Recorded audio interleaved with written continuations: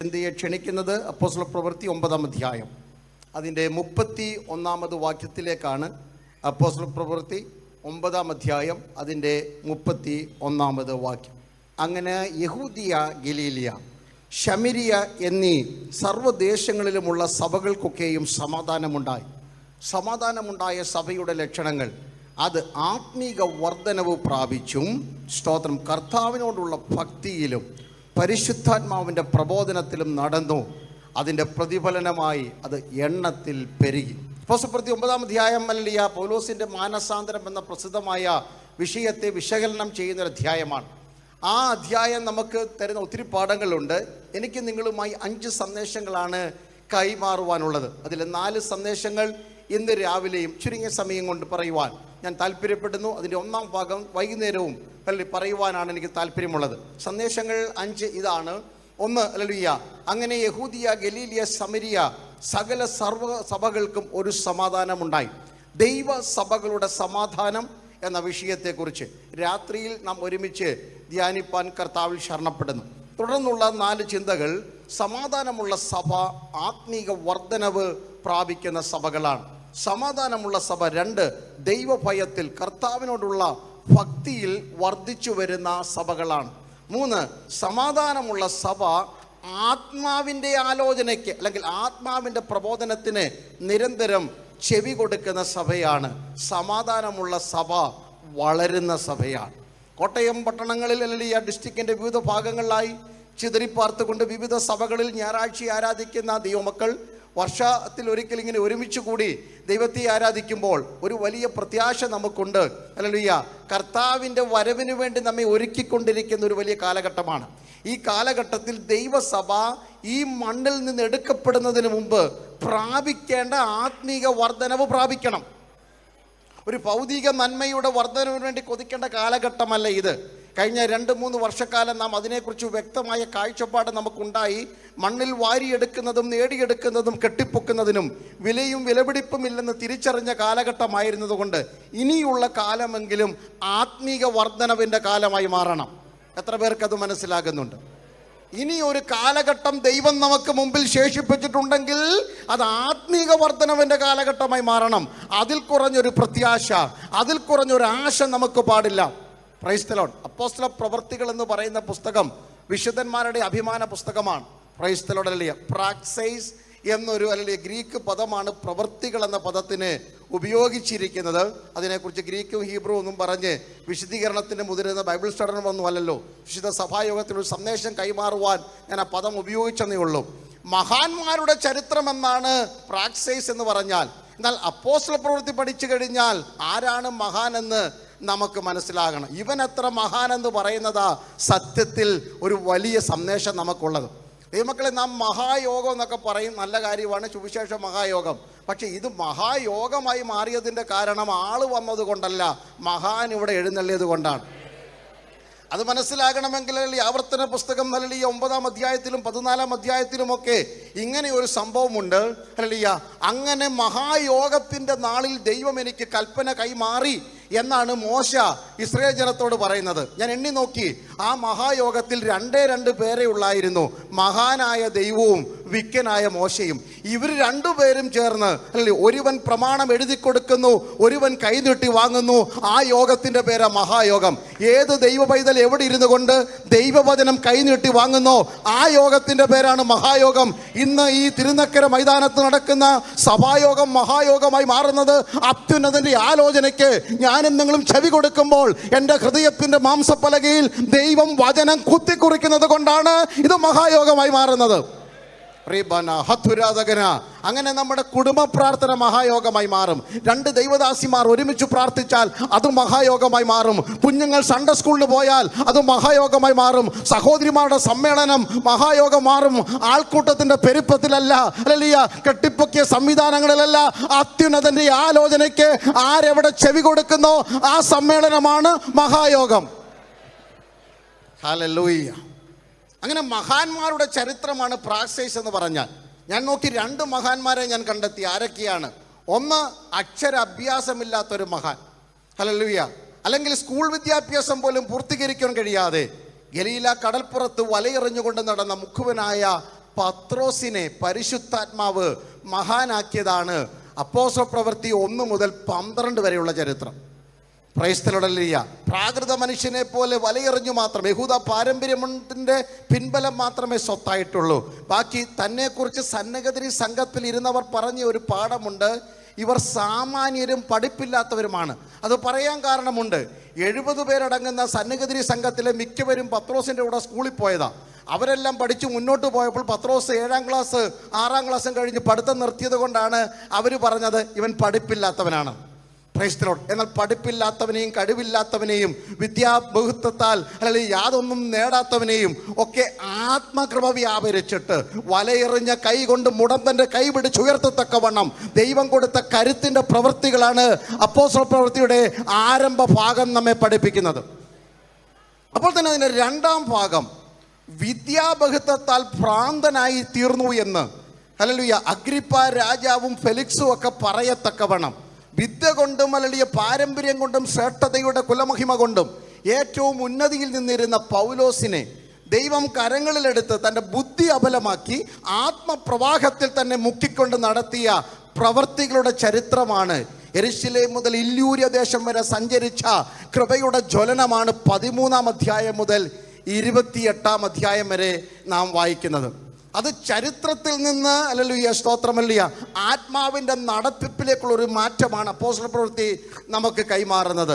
4 സുവിശേഷങ്ങളിലെ ചരിത്രത്തിൽ നിന്ന് ലേഖനങ്ങളും എന്ന ഉപദേശങ്ങളിലേക്ക് ദൈവസഭയെ നയിക്കുന്നതിൻ്റെ ഒരു ട്രാൻസിഷൻ കൈമാറ്റമാണ് അപ്പോസ്തല പ്രവൃത്തി നമുക്ക് കാഴ്ചവെക്കുന്നത്. അപ്പോൾ തന്നെ യഹൂദ മതത്തിൻ്റെ 4 കെട്ടിൽ നിന്ന് പ്രൈസ് ദി ലോർഡ് കൃപയുടെ മാർഗമെന്ന സത്യസുവിശേഷത്തിൻ്റെ യേശുവിൻ്റെ മാർഗക്കാർ എന്ന ഒരു പുതിയ പേരിലേക്ക് ദൈവമക്കൾ നടന്നു നീങ്ങുന്ന കാഴ്ചയാണ് പ്രവൃത്തികളുടെ പുസ്തകം നമ്മെ പഠിപ്പിക്കുന്നത്. ന്യായപ്രമാണത്തിൻ്റെ ആചാര കർമ്മ യാഗ യോഗ നേർച്ചകളിൽ നിന്ന് ഹല്ലേലൂയ വിശ്വാസത്തിൻ്റെ കരുത്ത് പ്രാപിച്ചുകൊണ്ട് കാഴ്ചയാലല്ല ഞങ്ങൾ വിശ്വാസത്താൽ അത്രേ നടക്കുന്നതെന്നതിൻ്റെ തെളിവുകളാണ് അപ്പോസ്തല പ്രവൃത്തിയിൽ കൂടി നമുക്ക് കൈമാറ്റം ചെയ്തു തരുന്നത്. സ്തോത്രം. അതെ, ഇന്ന് പകൽക്കാലം ഈ പ്രവൃത്തികളുടെ പുസ്തകത്തിലെ 9ാം അധ്യായം ചരിത്രത്തിൻ്റെ വിഗതികളെ മാറ്റിമറിച്ചതാണ്. ദൈവസഭയുടെ ഗതി മാറ്റിമറിച്ച ഒരു സംഭവമാണ് പൗലോസിൻ്റെ മാനസാന്തരം. ആ ഭാഗമല്ല ഞാൻ പറയുന്നത്. അങ്ങനെ സഭയ്ക്കുണ്ടായ സമാധാന നിമിത്തം ഉണ്ടായ 4 അനുഗ്രഹങ്ങളെക്കുറിച്ച് നമുക്ക് വേഗം ധ്യാനിക്കാം. അതിൻ്റെ 1ാം ഭാഗം ഇങ്ങനെയാണ്: അങ്ങനെ ഈ യഹൂദിയ, ഗലീലിയ, ശമരിയ എന്നീ പ്രദേശങ്ങളിലുള്ള സർവ്വസഭയ്ക്കും സമാധാനമുണ്ടായപ്പോൾ 1 സഭ ആത്മീക വർധനവ് പ്രാപിച്ചു. ഈ 2023 പ്രാരംഭ മാസം ഹല്ലേലൂയ പ്രാരംഭ ഞായറാഴ്ചകളിൽ തന്നെ പരിശുദ്ധാത്മാവിന് നമ്മോട് പറയാനുള്ള 1ാമത്തെ സന്ദേശം ഈ വർഷം ആത്മീക വർധനവിൻ്റെ വർഷമായി മാറണം. എന്താണ് ഈ ആത്മീയ വർധനവ്? അയ്യോ പാസ്റ്ററെ, ആത്മീയ വർധനം എന്ന് പറഞ്ഞാൽ ഏറ്റവും ഉച്ചത്തിൽ പാട്ട് പാടുക, ഏറ്റവും നന്നായിട്ട് ശബ്ദമുയർത്തി പ്രാസമൊപ്പിച്ച് പ്രസംഗിക്കുക, ഏറ്റവും നന്നായി പാട്ട് പാടുക, അതൊക്കെയുണ്ട് ആത്മീയ വർധനൻ്റെ ലക്ഷണങ്ങളും ലക്ഷ്യങ്ങളും ഒക്കെ ആണെങ്കിലും അത് ഒരു വശം മാത്രമാണ്. എന്നാൽ നാം വിട്ടുകളയുന്ന ആത്മീക വർധനവിൻ്റെ അനേകം മറുവശങ്ങളുണ്ട്. സാവധാനം നമുക്ക് ഇന്ന് രാവിലെ അതൊന്ന് ചിന്തിക്കാം എനിക്ക് ലഭിച്ച സമയത്തിനുള്ളിൽ. എന്താണ് ഈ ആത്മീക വർധനവ് പ്രാപിക്കുക എന്ന് പറഞ്ഞാൽ? ആത്മീയ വർധനമെന്ന് പറഞ്ഞാൽ ആത്മാവിൽ പക്വതയുള്ളവരായി മാറുക. വ്യക്തിപരമായ ആത്മീയ വർധനവിൻ്റെ ഹല്ലേലൂയ സൂചനയാണ് 1 കൊരിന്ത്യർ 14ാം അധ്യായം പ്രാരംഭ വാക്യം. അന്യഭാഷയിൽ സംസാരിക്കുന്നവൻ തനിക്ക് തന്നെ ആത്മീയ വർധന വരുത്തുന്നു. അപ്പോൾ നമ്മൾ ആത്മാവിൽ സംസാരിക്കുമ്പോൾ, അന്യഭാഷയിൽ സംസാരിക്കുമ്പോൾ നാം അറിയാതെ നമുക്ക് ആത്മീക വർധനമുണ്ടാകുന്നു. ഇനി സഭയ്ക്ക് എങ്ങനെ ആത്മീയ വർധന ഉണ്ടാകുന്നത്? പ്രവചിക്കുന്നവൻ സഭയ്ക്ക് ആത്മീക വർധന വരുത്തുന്നു. പ്രവചനം എന്ന് കേൾക്കുമ്പോൾ ദാസാദാസി എന്ന് വിളിച്ച് തലയൊക്കെ വെച്ച് പറയുന്ന മാത്രമല്ല, പ്രവചനം തിരുവചനമാണ്. തിരുവചനത്താൽ ദൈവസഭയ്ക്കൊരു വർധനവുണ്ടാകണം. ആത്മീക വർധനവ് ഉണ്ടാകുക എന്ന് പറഞ്ഞാൽ എന്താണെന്ന് നമുക്കൊന്ന് നോക്കാം. ഈ 2023 ഇവിടെ ഇരിക്കുന്ന കൊച്ചു കുഞ്ഞു മുതൽ പ്രായമുള്ളവർ പോലെ ഒരുപോലെ കൊതിക്കേണ്ട വിഷയമാണ് ഈ വർഷം എൻ്റെ ആത്മീക വർധനവിൻ്റെ വർഷമായിരിക്കണം. ഒരു spiritual edification and being built up in spirit, ആത്മാവിൽ വർദ്ധിക്കുക, ആത്മാവിൽ പണിയപ്പെടുന്ന വർഷമായിരിക്കണം. എന്താണ് ആത്മീയ വർധനവ്? അപ്പോസ്തലനായ പൗലോസ് കൊലോസി ലേഖനം 2ാം അധ്യായം അതിൻ്റെ 6-7 വാക്യങ്ങൾ നാം ഇങ്ങനെ വായിക്കുന്നു. അതിനകത്ത് 5 കാര്യങ്ങളുണ്ട്. ആത്മീക വർധനവിൻ്റെ 5 കാര്യങ്ങളാണ്. കൊലോസി ലേഖനം 2ാം അധ്യായം അതിൻ്റെ 6-7 വാക്യങ്ങൾ. ആകയാൽ നിങ്ങൾ കർത്താവായ ക്രിസ്തുവേശുവിനെ കൈക്കൊണ്ടതുപോലെ ഒന്ന്, അവൻ്റെ കൂട്ടായ്മയിൽ നടക്കണം. യേശുവിനെ കൈക്കൊണ്ടതുപോലെ. യേശുവിനെ എങ്ങനെയാ കൈക്കൊണ്ടത്? സ്തോത്രം.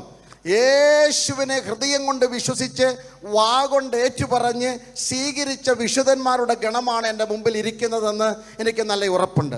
വിശുദ്ധ തിരുമെഴുത്ത് മേശയോടുള്ള ബന്ധത്തിൽ ദൈവദാസന്മാർ വ്യക്തമായും കൃത്യമായും കർത്താവിൻ്റെ ക്രൂശിനെ വരച്ചു കാണിച്ചതുകൊണ്ട് നാം അതിനെക്കുറിച്ച് നല്ല ചിത്രമുള്ളവരാകിയാൽ വീണ്ടും അതിനെക്കുറിച്ച് വിശദീകരണത്തിൻ്റെ ആവശ്യമില്ല. യേശുവിനെ കൈക്കൊണ്ടതുപോലെ അടുത്ത ചുവടാണ് walk in fellowship with him. അവൻ്റെ കൂട്ടായ്മയിൽ നടക്കണം, യേശുവിനൊപ്പം നടക്കണമെന്ന്. ഹല്ലേലൂയ. സഭായം കഴിഞ്ഞിട്ട് അടുത്ത ശനിയാഴ്ച വരെ ഇഷ്ടമുള്ളതുപോലെ നടക്കുവാൻ നമുക്ക് പ്രമാണമില്ല. എല്ലാവരും പോകുന്നിടത്ത് പോകുവാൻ, എല്ലാവരും പറയുന്നത് പറയുവാൻ, എല്ലാവരും ചെയ്യുന്നത് ചെയ്യുവാൻ നമുക്ക് പ്രമാണമില്ല. നാം നടക്കേണ്ടത് അവൻ്റെ കാൽച്ചുവടുകളാണ്. അവൻ്റെ കാൽച്ചുവടുകൾ പിൻപറ്റുവാനാണ് നമുക്കൊരു മാതൃക വെച്ചിരിക്കുന്നത്. അവൻ തന്നെ ശകാരിച്ചിട്ട് പകരം ശകാരിക്കാതെ, കഷ്ടമനുഭവിച്ചിട്ട് ഭീഷണം പറയാതെ ക്രൂശിൽ നടന്നു കയറിയ ക്രിസ്തുവിൻ്റെ കാൽച്ചുവടുകളെ പിൻപറ്റുന്ന മാതൃകയുള്ളത് കൊണ്ട് ആ ചുവട് വിട്ട് ഒരു സ്റ്റെപ്പ് ഇടത്തോട്ടോ വലത്തോട്ടോ പോകുവാൻ നമുക്ക് പ്രമാണമില്ല. യേശുവിൻ്റെ കൂട്ടായ്മയിൽ നടക്കണം. അടുത്ത പദം പറയുകയാണ്, എന്ത് ചെയ്യണം? സ്തോത്രം. അവനിൽ വേരൂന്നതാണ് വർധനവ്. ദൈവമക്കളെ, വൃക്ഷത്തിൻ്റെ വലിപ്പം കണ്ടുകൊണ്ട് വൃക്ഷത്തിനെ ആശ്ലേഷിക്കുന്നതിന് മുമ്പ് വൃക്ഷത്തിൻ്റെ വലിപ്പത്തിന് അല്ലെങ്കിൽ സമാനമായി, അതിന് സമാന്തരമായി അതിന് താഴേക്ക് തായ്വേരുണ്ടോയെന്നറിയണം. വേരൂന്നാത്ത വൃക്ഷത്തിന് ആയുസില്ല. കണ്ടാൽ പടർന്ന് പന്തലിച്ച് നിൽക്കും, കൊമ്പുകൾ ഉണ്ടായേക്കാം, പച്ച ഇല കണ്ടേക്കാം. പക്ഷേ ആഞ്ഞടിക്കുന്ന കൊടുങ്കാറ്റിൻ്റെ മുമ്പിൽ കടപുടകി വീഴാതിരിക്കേണ്ടതിന് വൃക്ഷങ്ങൾക്ക് തായ്വേരുണ്ടായിരിക്കണം. ഇന്ന് പകൽക്കാലം ഞാൻ ആത്മാവിൽ പറയട്ടെ, കഴിഞ്ഞ വർഷങ്ങളിലൊക്കെ ദൈവം നിങ്ങളെ നിർത്തിയത് നിങ്ങളുടെ മുകളിലോട്ടുള്ള വളർച്ചയുടെ അടിസ്ഥാനത്തിലല്ല. ആരും അറിയാത്തൊരു വേര് നിങ്ങൾക്കുണ്ടായിരുന്നു, ആരും കാണാത്ത വേരുകൾ. കട്ടതയുടെ കഠിന ശോധനയിൽ മരണദൂതൻ കുടുംബത്തിൽ കടന്നു വന്നപ്പോൾ വേദനയും കണ്ണുനീരും മാത്രം മിച്ചമായിരുന്നപ്പോൾ അതിൻ്റെ നടുവിലും നീ തളർന്നെന്ന് പറഞ്ഞ് ലോകം എഴുതിത്തള്ളിയപ്പോൾ ഇന്ന് പകലും ആത്മാവിൽ ആരാധിക്കുന്നത്, ഇന്ന് പകലും സ്തോത്രം പറയുന്നത്, ഇന്ന് പകലും ശുശ്രൂഷിക്കുന്നത് മറ്റൊന്നുമല്ല, ആരും അറിയാത്തൊരു വേരെനിക്കുണ്ട്. ആരും അറിയാത്തൊരു തായ്വേര്, ലോകം കാണാത്ത, ഡോക്ടർമാർക്ക് കാണുവാൻ കഴിയാത്ത ദൈവാശ്രയത്തിന്റെ വേര്, വിശ്വാസത്തിന്റെ തായ്വേര്, കൃപയുടെ തായ്വേര്, അഭിഷേകത്തിന്റെ വേര് എൻ്റെ അകത്തുള്ളതോർത്ത് ഇന്ന് രാവിലെ എത്ര പേർ നന്ദിയോടെ കർത്താവിനെ സ്തുതിക്കും?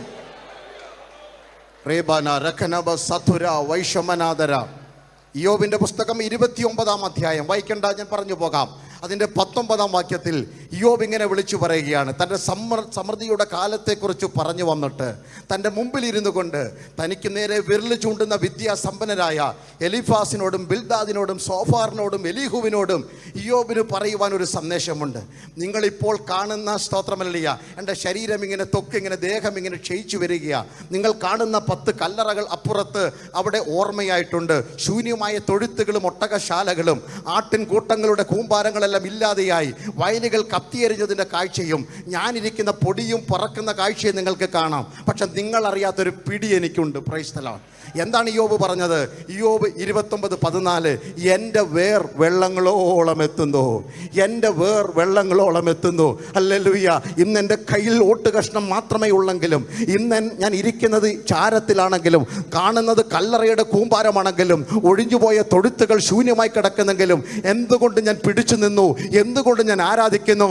ആരും കാണാത്തൊരു വേരെനിക്കുണ്ട്, അത് വെള്ളങ്ങളോളം ചെല്ലുന്നതാ. ജീവജലത്തിൻ്റെ ഉറവയിലേക്ക്, റീബന ഹത്തുരാധകന, ജീവവചനത്തിൻ്റെ ഉറവയിലേക്ക്, കൃപയുടെ ഉറവയിലേക്ക്, ഹല്ലേലൂയ, അശുദ്ധ ശക്തികളെ ആട്ടിപ്പായിക്കുന്ന അഭിഷേകത്തിൻ്റെ നിറവിലേക്ക് പാഞ്ഞു ചെല്ലുന്ന ഒരു തായ്വേർ എനിക്കുള്ളത് കൊണ്ടാ ഇന്നും ഞാൻ പിടിച്ചു നിന്നതെന്ന് ആത്മാവിൽ വിളിച്ചു പറയുവാൻ എത്ര പേർ ഇന്ന് പകൽ തയ്യാറാകും? പ്രസംഗം പൂർത്തിയാകണം നിർബന്ധമൊന്നുമില്ല.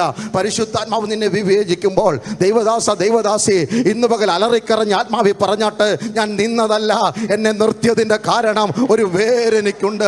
വെള്ളങ്ങളോളം എത്തുന്ന എൻ്റെ ശുശ്രൂഷയിൽ എന്നെ പിടിച്ചു നിർത്തിയത്, കുടുംബജീവിതത്തിൽ എന്നെ പിടിച്ചു നിർത്തിയത്, തലമുറ വിഷയത്തിൽ നിന്നെ പിടിച്ചു നിർത്തിയത് മറ്റൊന്നുമല്ല, ആരും അറിയാത്ത ഒരു വേര് നിനക്കുണ്ട്, ആരും അറിയാത്ത ഒരു തായ്വേര് നിനക്കുണ്ട്. അതോർത്ത് കർത്താവിന് സ്തോത്രം ചെയ്യണം. ഒരറ്റം മുതൽ മറ്റേ അറ്റം വരെയും ആശ്രയം, ദൈവാശ്രയം പുതുക്കുന്ന പകലായി മാറട്ടെ ആത്മാവിൻ്റെ ജ്വലനത്താൽ. ഹല്ലേലൂയ. ഇരിക്കുന്ന ഇരിപ്പിൽ ആത്മാവിൽ ആരാധിക്കുമ്പോൾ അന്യായത്തങ്ങൾ ശാസിക്കപ്പെടട്ടെ. അല്പസമയം മുമ്പ് ദൈവദാസൻ ഓർപ്പിച്ച പോലെ പട്ടണഭൂതങ്ങളെ, ദേശശക്തികളെ പിടിച്ചടക്കുന്ന നിറഞ്ഞു കവിയുന്ന ആത്മാവിൻ്റെ അനുഭവം ഇന്ന് പകൽക്കാലം പന്തലിൽ വ്യാപരിക്കട്ടെ. ദൈവകൃപയുടെ അളവറ്റ ജ്വലനം യേശുവിൻ്റെ നാമത്തിൽ ഇന്ന് പകൽക്കാലം ആൾമാറിയവരെ പോലെ അഭിഷിക്തന്മാരുടെ അതരത്തിൽ ഉയരുന്ന സ്തോത്ര സ്വരങ്ങളാൽ ഈ പന്തൽ നിറയപ്പെടുമ്പോൾ അന്തരീക്ഷത്തിൽ വ്യാപരിക്കുന്ന സകല അശുദ്ധ ശക്തികളും, സകല രോഗ ആത്മാക്കളും, നിരാശയുടെ കെട്ടുകൾ, ശുശ്രൂഷയുടെ തടസ്സങ്ങൾ സകലതിനെയും ഇന്ന് പകൽക്കാലം ശാസിക്കുന്ന അഭിഷേകത്തിന്റെ ദൂത് ഇന്ന് പകൽ ജനത്തിന് മേൽ കടന്നു വരട്ടെ. യോബ്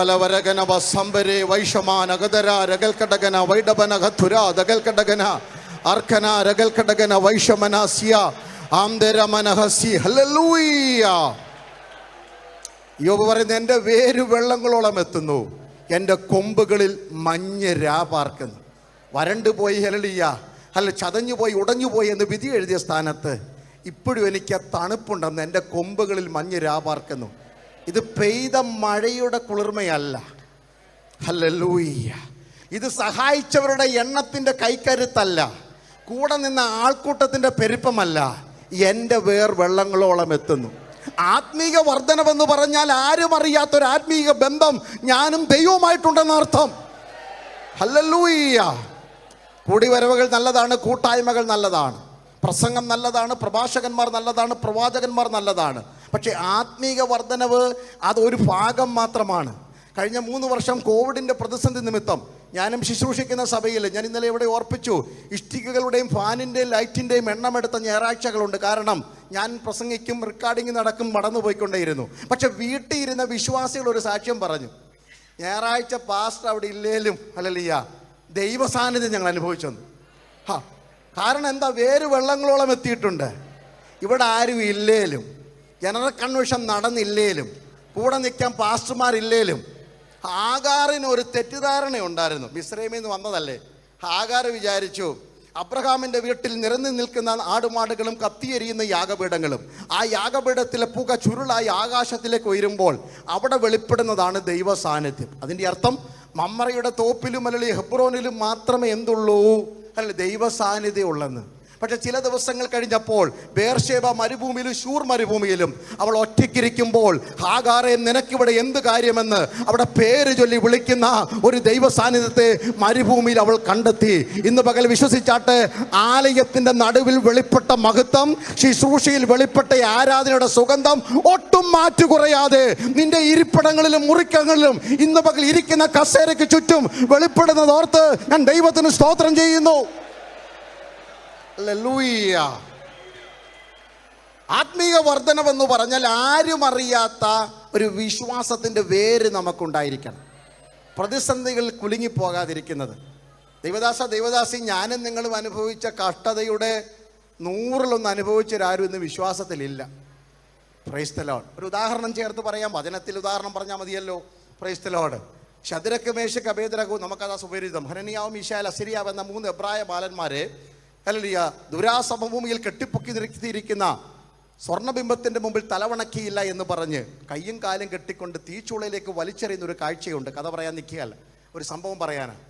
വലിച്ചെറിഞ്ഞത് ആരാണ്? എഴുതി വെച്ചിട്ടുണ്ട്, ബലശാലികളായ നെബൂഖദ്നേസറിൻ്റെ സൈന്യത്തിലുള്ളവർ, നല്ല ആരോഗ്യമുള്ളവർ. എടുത്തുകൊണ്ട് പോകണം എന്നൊക്കെ പറഞ്ഞാൽ നമുക്ക് തന്നെ നടക്കാൻ വയ്യ. അപ്പോൾ ഒരാൾ എടുത്തുകൊണ്ട് പോകുന്നു. അപ്പോൾ അവർ എടുത്തുകൊണ്ട് പോകണം എന്നുണ്ടെങ്കിൽ എന്തോ ആരോഗ്യമുള്ളവരാണ്. ഇവരാണ് ഇവരെ ചുമന്നുകൊണ്ട് പോകുന്നത്. അവിടെ നാം വായിക്കുന്ന ഇങ്ങനെയാണ്, രാജാവിൻ്റെ കൽപ്പന കഠിനമാകിയാലും തീച്ചൂളയുടെ ചൂട് 7 മടങ്ങ് വർദ്ധിച്ചതിനാലും ശദ്രക്കിനെയും മേശക്കിനെയും അബേദ്നെഗോവിനെയും തീയിലേക്ക് വലിച്ചെറിഞ്ഞവർ കരിഞ്ഞു പോയത്. സ്തോത്രം. അവരകത്തൊന്നും ചാടിയൊന്നുമില്ല, അടുത്തോട്ട് പോയതേ ഉള്ളൂ. എറിഞ്ഞവർ കരിഞ്ഞുപോയി, വീണവർ കെട്ടഴിഞ്ഞ് നടക്കുന്നു. ഹല്ലേലൂയ. ഞാനും നിങ്ങളും അനുഭവിച്ച തീച്ചൂളയുടെ അയൽവക്കത്ത് വന്ന പലരും പുസ്തകം താത്തു വെച്ചു വീട്ടിൽ പോയി. ഞാനും നിങ്ങളും അനുഭവിച്ച വേദനയുടെയും നിന്ദയുടെയും അടുത്തുകൂടെ പോയവർ ഇന്ന് വിശ്വാസത്തിലില്ല. ഇന്നും അഗ്നിക്കകത്ത് നടക്കത്തക്കവണ്ണം എനിക്കും നിങ്ങൾക്കും തന്ന ആത്മീക വർധനവിനായി എത്ര പേർ നന്ദിയോടെ കർത്താവിന് സ്തോത്രം ചെയ്യും? റീബാര ശമന രഖൽ കടകനെ ഹസ്തുരേ, എൻ്റെ ഹൃദയം നന്ദി കൊണ്ട് നിറയുന്നു. എന്താ കാരണം? നെബൂഖദ്നേസറിൻ്റെ സാക്ഷ്യമാ കാരണം. നമ്മൾ 3 പേരെ അല്ലയോ വലിച്ചെറിഞ്ഞത്. ഇതാ ഞാനൊരു അത്ഭുത കാഴ്ച കാണുന്നു. 4മതൊരുവൻ. എൻ്റെ വീട്ടിൽ ഞാനും എൻ്റെ ഭാര്യയും 3 കുഞ്ഞുങ്ങളുമാ. ഒരു 6ാമനെ ഞാൻ എപ്പോഴും കാണാറുണ്ട്. നിങ്ങളുടെ പ്രതിസന്ധിയുടെ തീച്ചുളയുടെ നടുവിൽ ഒരു 4ാമൻ, ഒരു 5ാമൻ, നിങ്ങളുടെ സഭയ്ക്കകത്ത് ഒരു 6ാമൻ, ഒരു 8ാമൻ എണ്ണം പറഞ്ഞിട്ട് അതിനോട് ചേർത്ത് വെച്ച് അഗ്നിജാലയ്ക്കൊത്ത കണ്ണുള്ളവനും വെള്ളോടിന് സദൃശമായ കാലുള്ളവനും നിന്റെ തീക്കകത്ത് നടക്കുന്നത് ഇന്ന് പകൽ ആത്മാവിൽ കാണുവാൻ എത്ര പേർ തയ്യാറാകും? ശബന രഖനമന ഹതുര ദഗന. നെബൂഖദ്നേസർ കത്തിച്ച തീയേക്കാൾ അഗ്നിക്ക് ചൂടുണ്ട് അവൻ്റെ അഗ്നിജാലയ്ക്കൊത്ത കണ്ണിന്. നെബൂഖദ്നേസർ കത്തിച്ച ചൂളയേക്കാൾ ബലമുണ്ട് വെള്ളോടിനകത്ത് ചുട്ടെടുത്ത കാല. എൻ്റെ പ്രിയനുള്ളത്, അവൻ്റെ ഒപ്പം നടന്നാൽ, അവൻ്റെ കരം പിടിച്ചാൽ അഗ്നി നിന്നെ ദഹിപ്പിക്കുകയില്ല, നദി നിന്നെ മുക്കുകയില്ല, പെരുവെള്ളങ്ങൾ നിന്റെ മീതെ കവിഞ്ഞു പോകത്തില്ല. ഒരു 4ാമൻ ഇന്ന് പകൽ ഈ പന്തലിൽ ഇറങ്ങി വന്നിട്ടുണ്ട്. ഹല്ലേലൂയ. വിശ്വാസത്തിൽ ആരോഗ്യമുള്ളവരാകണം. ആത്മീക വർധനമെന്ന് പറഞ്ഞാൽ അവനിൽ വേരൂന്നുക. അടുത്ത പദമല്ലിയ, നിങ്ങൾക്ക് ഉപദേശിച്ച് തന്നതിനൊത്തവണ്ണം വിശ്വാസത്തിൽ ഉറയ്ക്കണം. കഴിഞ്ഞ 3 വർഷമായിട്ട് ഈ ലോകം മുഴുവൻ ഒരു കാലഘട്ടം ഉണ്ടായിരുന്നു. വലിയ ഡിമാൻഡുള്ള ഒരു കൂട്ടം പ്രീച്ചേഴ്സ് ആയിരുന്നു. മോട്ടിവേഷണൽ സ്പീക്കേഴ്സ് എന്ന് പറയും. മോട്ടിവേഷണൽ സ്പീക്കേഴ്സ് എവിടെങ്കിലുമൊക്കെ പോയി നിന്നാൽ ജനത്തെ ഇങ്ങനെ ആവേശം കൊള്ളിക്കാൻ പറയുന്ന സെക്കുലർ ഫീൽഡിലൊക്കെയുള്ള മോട്ടിവേഷൻ സ്പീക്കർ അവരുടെ അനുഭവങ്ങളൊക്കെ പറഞ്ഞ് ഞങ്ങൾ ഇങ്ങനായിരുന്നു, ഇപ്പോൾ ബിസിനസ് ചെയ്തു, വലിയ നിലയിലായെന്നൊക്കെ പറഞ്ഞ് ദി മോട്ടിവേറ്റ് പീപ്പിൾ. അവർ ഉപയോഗിക്കുന്നൊരു പദമുണ്ട്, എപ്പോഴും ഉപയോഗിക്കുന്നൊരു പദമുണ്ട്, ബി പോസിറ്റീവ്. ഞാൻ അവൻ്റെ ബ്ലഡ് ഗ്രൂപ്പ് അല്ല പറഞ്ഞത്, ബി പോസിറ്റീവ്. പക്ഷേ കഴിഞ്ഞ 3 വർഷമായിട്ട് നമുക്കിത് കേട്ടാൽ പേടിയായിരുന്നു. ഇപ്പം മനസ്സിലായെന്ന് തോന്നുന്നു. കഴിഞ്ഞ 3 വർഷമായിട്ട് പോസിറ്റീവ് എന്നൊരു വാക്ക് കേൾക്കുന്നതേ നമുക്ക് ഭയമാണ്. എല്ലാവരും ടെസ്റ്റ് ചെയ്താൽ പോസിറ്റീവ് അല്ല നെഗറ്റീവിന് വേണ്ടി ആഗ്രഹിച്ചൊരു കാലമുണ്ട്. ഞാൻ ലോകം മുഴുവൻ യാത്ര ചെയ്യുന്ന ആളാണ്. എപ്പോഴും നെഗറ്റീവ് ആയിരിക്കണമേ എന്ന്. പക്ഷേ ഇന്ന് രാവിലെ ഞാൻ പറയുന്നു, അപ്പോസ്തലനായ പൗലോസ് കൊരിന്ത് ലേഖനത്തിൽ പറയുക, വിശ്വാസത്തിൽ ഇരിക്കുന്നു എന്ന് നിങ്ങളെ തന്നെ ഒന്ന് പരിശോധിക്കണം. കോവിഡ് ടെസ്റ്റ് ചെയ്യുവാൻ കാണിച്ച ആവേശത്തിൻ്റെ 100 മടങ്ങ് വിശ്വാസത്തിൽ എവിടെങ്കിലും കുറവ് വന്നിട്ടുണ്ടോ എന്ന് പരിശോധിക്കണം. വിശ്വാസത്തിൽ ഉറയ്ക്കണം. ദേവദാസ് ഉറപ്പിച്ചു, നമ്മുടെ ആദിമ പിതാക്കന്മാരുടെ കൈമുതലെന്ന് പറയുന്നത് വിശ്വാസം. ഹല്ലേലൂയ. ആഴിയം നോർക്കാതെ, അളക്കാതെ, അലകൾ കണ്ട് ഭയപ്പെടാതെ ഇറങ്ങിയത് വിശ്വാസത്തിൻ്റെ കാൽച്ചുവട് വെച്ചുകൊണ്ട്. അതിൻ്റെ 1, 2, 3, 4 തലമുറയെ ഇന്ന് രാവിലെ ഇവിടെ ഇരുന്ന് ദൈവത്തെ ആരാധിക്കുന്നു. Praise the lord. പ്രസ്ഥാനങ്ങളുടെ വലിപ്പം നമുക്കില്ലായിരുന്നു, നേതാക്കന്മാരുടെ തിളക്കം നമുക്കില്ലായിരുന്നു, ആഡംബര സൗധങ്ങളില്ലായിരുന്നു, ബാങ്ക് നിക്ഷേപങ്ങളൊന്നും ഇല്ലായിരുന്നു. പക്ഷെ വിശ്വാസം എന്ന സ്വപ്നമുണ്ടായിരുന്നു. ഹല്ലേലൂയ. മൺമറഞ്ഞു പോയ വിശുദ്ധന്മാരുടെ, ഹല്ലേലൂയ, നമ്മുടെ മുൻ ദൈവദാസന്മാരുടെയൊക്കെ പേരുകൾ എടുത്തു പറഞ്ഞ് ദൈവത്തിന് നന്ദി പറയുന്നത് ഓർത്ത് ഞാനും സന്തോഷിച്ചു. അവരുടെ കാൽച്ചവടുകളെ പിൻപറ്റുവാൻ നമുക്കും അവസരം ഉണ്ടായല്ലോ. അവരുടെ സ്വപ്നമായിരുന്നു ദേശങ്ങളെ കീഴ്മറിക്കുന്ന ദൈവകൃപയുടെ അളവറ്റ വലിപ്പം. ഈ സംവിധാനങ്ങളൊന്നും ഇല്ലാതെയല്ലേ അവർ പ്രസംഗിച്ചത്. പക്ഷേ ആത്മാക്കളുടെ കാതുകളിലേക്ക് വചനം തുളച്ചു കയറിയതിൻ്റെ കാരണം അവർ അനുഭവിച്ച ആത്മവ്യാപാരമായിരുന്നു. അവരുടെ സ്വത്തെന്ന് പറയുന്നത് വിശ്വാസം എന്ന കൈമുതലാണ്. അവരങ്ങ് വിശ്വാസത്തിൽ അങ്ങ് ഉറച്ചവരായിരുന്നു. അർത്ഥാൽ ആടി ഉലയാത്ത വിശ്വാസത്തിൽ ഉറച്ചവരായിരുന്നു. Price the lord. ഇന്ന് രാവിലെ ആത്മീയ വർധനവ് സഭയ്ക്കുണ്ടാകുമെന്ന് പറഞ്ഞാൽ നഷ്ടപ്പെട്ടു പോയ വിശ്വാസം തിരികെ പിടിക്കണം. ഹല്ലേലൂയ. എന്ത് വിശ്വാസമാണ്? അപ്പോസ്തലനായ പൗലോസ് പറയുന്നുണ്ട്, എനിക്കൊരു വിശ്വാസമുണ്ട്. Price the Lord. ഞാൻ ആരെയെ വിശ്വസിച്ചിട്ട് എനിക്കറിയാം, എൻ്റെ ദൈവത്തെ എനിക്കറിയാമെന്ന ഉറപ്പുണ്ടായിരിക്കണം. ഹല്ലേലൂയ. പെന്തിക്കോസുകാർ മറന്നുപോയ ഒരു സത്യം അതാണ്. സ്തോത്രം ഹല്ലേലൂയ, യേശു ആമേൻ എന്നൊക്കെ പറയുന്നുണ്ടെങ്കിലും നേരത്തെ പ്രിയ പൈതൽ പ്രസംഗിച്ചപ്പോൾ ഓർപ്പിച്ച പോലെ നമുക്കിപ്പോൾ പലതിനും പേടിയാണ്. യാക്കോബിൻ്റെ ലേഖനത്തിൽ ഇങ്ങനൊരു വാക്യമുണ്ട്, നിങ്ങൾ ഒരുവൻ രോഗിയായി കിടക്കുന്നുവെങ്കിൽ, ഉറക്കെ പറഞ്ഞാട്ട്, ലൈവൊക്കെ പൊക്കോട്ടെ, ഉറക്കെ പറഞ്ഞാട്ട്, നിങ്ങൾ ഒരുവൻ രോഗിയായി കിടക്കുന്നുവെങ്കിൽ, കേട്ടില്ല, സഭയിലെ മൂപ്പന് ഫോൺ ചെയ്തപ്പോൾ മൂപ്പന് ഐസിയുമില്ല. അങ്ങനെ ഒരു കാലഘട്ടമല്ലേ. മൂപ്പനെ വിളിക്കാന്ന് പറഞ്ഞാൽ മൂപ്പൻ ഇവിടെ പോയി, മൂപ്പന് വിശ്വാസമില്ലെങ്കിലോ. Praise the lord. ഇന്ന് രാവിലെ നമുക്ക് മടങ്ങി വരണം വിശ്വാസത്തിലേക്ക്. ഞാൻ ഈ പറഞ്ഞു വരുന്നത് കാലഘട്ടത്തിൻ്റെ സാഹചര്യങ്ങളെ വിമർശിച്ചല്ല പറയുന്നത്. അടിയുറച്ചൊരു വിശ്വാസം. നമ്മുടെ വിശ്വാസം അടുത്ത തലമുറയ്ക്ക് കൈമാറണം. Price the Lord. തിമോത്തിയോസിന്റെ അമ്മയോട് ചോദിക്ക്, മോന്റെ പേരിൽ എന്തെഴുതി കൊടുത്തു? ലോവീസും യുനീസും, അല്ലെങ്കിൽ യുനിക്കയും ലോവീസയും നിങ്ങൾ എന്താ എഴുതി കൊടുത്തത്? 5 ഏക്കർ റബ്ബർ എസ്റ്റേറ്റ് ആണോ? അല്ല. ഉണ്ടെങ്കിൽ കൊടുത്ത് ഒരു കുഴപ്പമില്ല. അതുകൊണ്ട് അത് വാരി കെട്ടി പിടിച്ചുകൊണ്ട് കല്ലറയ്ക്കകത്തൊന്നും പോകരുത്. ഇപ്പം തന്നെ വീതം വെക്കേണ്ടത് വീതം വെച്ചോണ്ട്, അത് വേറെ കാര്യം. ഞാൻ അതല്ല പറയാൻ വന്നത്. അവരെഴുതി കൊടുത്തത് നിർവ്യാജ വിശ്വാസം. അപ്പോസ്തലനായ പൗലോസ് യൗവനക്കാരനായ 20 വയസ്സുള്ള തിമോത്തിയോസിന്റെ കണ്ണുകളിലേക്ക് നോക്കി തിളങ്ങുന്നു. അമ്മയിലുണ്ടായിരുന്ന നിർവ്യാജ വിശ്വാസം, കളങ്കമില്ലാത്ത, കപടമില്ലാത്ത, അല്ലെങ്കിൽ കപടതയില്ലാത്ത, ആഴങ്ങളിൽ വേരൂന്നിയ വിശ്വാസം. ഹല്ലേലൂയ. അടുത്ത തലമുറയ്ക്ക് കൈമാറേണ്ടത് ഇതൊക്കെയാ ദൈവമക്കളെ. ഞാൻ പ്രസംഗിച്ച പ്രസംഗത്തിന് പിന്തുടർച്ചക്കാരുണ്ടാകണം. നിങ്ങൾ പാടിയ പാട്ട് അടുത്ത തലമുറ ഏറ്റുപാടണം. നിങ്ങൾ ആരാധിച്ചതിൻ്റെ ഇരട്ടി ശക്തിയോടെ അടുത്ത തലമുറ ദൈവത്തെ ആരാധിക്കണം. അതിൽ കുറഞ്ഞൊരു സ്വപ്നം നമുക്ക് വേണ്ട. Price the Lord. അപ്പം ചോദിക്കും, ഇങ്ങനെയൊക്കെ പാസ്റ്റർ പറഞ്ഞുകൊണ്ടിരുന്നാൽ കുഞ്ഞുങ്ങളുടെ ഭാവി എന്തായി തീരുമെന്ന്. അതിനൊറ്റ മറന്നു വരുന്നേ ഉള്ളൂ. നിങ്ങളുടെ ആയുഷ്കാലത്ത് ദൈവം നിങ്ങളെ പോറ്റിയെങ്കിൽ ആ ദൈവം അവധിയെടുത്തെങ്ങും പോയിട്ടില്ല. 50 വയസ്സും 80 വയസ്സും 70ഉം 60ഉം 40ഉം വയസ്സുള്ള പല മാതാപിതാക്കളുണ്ടല്ലോ. നിങ്ങളുടെ ആയുസ്സിൽ ദൈവം നിങ്ങളെ കരുതിയെങ്കിൽ ആ ദൈവത്തിൻ്റെ കൈ കുറുകിയിട്ടില്ല, ആ ദൈവത്തിൻ്റെ ചെവി മന്ദമായിട്ടുമില്ല. നിങ്ങളെ കരുതിയതിൻ്റെ 100 മടങ്ങ് ശ്രേഷ്ഠതയോടെ നിങ്ങളുടെ തലമുറയ്ക്ക് വേണ്ടി കരുതുവാൻ ദൈവം ഇന്നും ജീവിക്കുന്നു. കർത്താവിൻ്റെ വയൽപ്രദേശം അധ്വാനിക്കുന്ന വിലപ്പെട്ട ദൈവദാസന്മാർ ഏറ്റെടുത്തുകൊള്ളുക.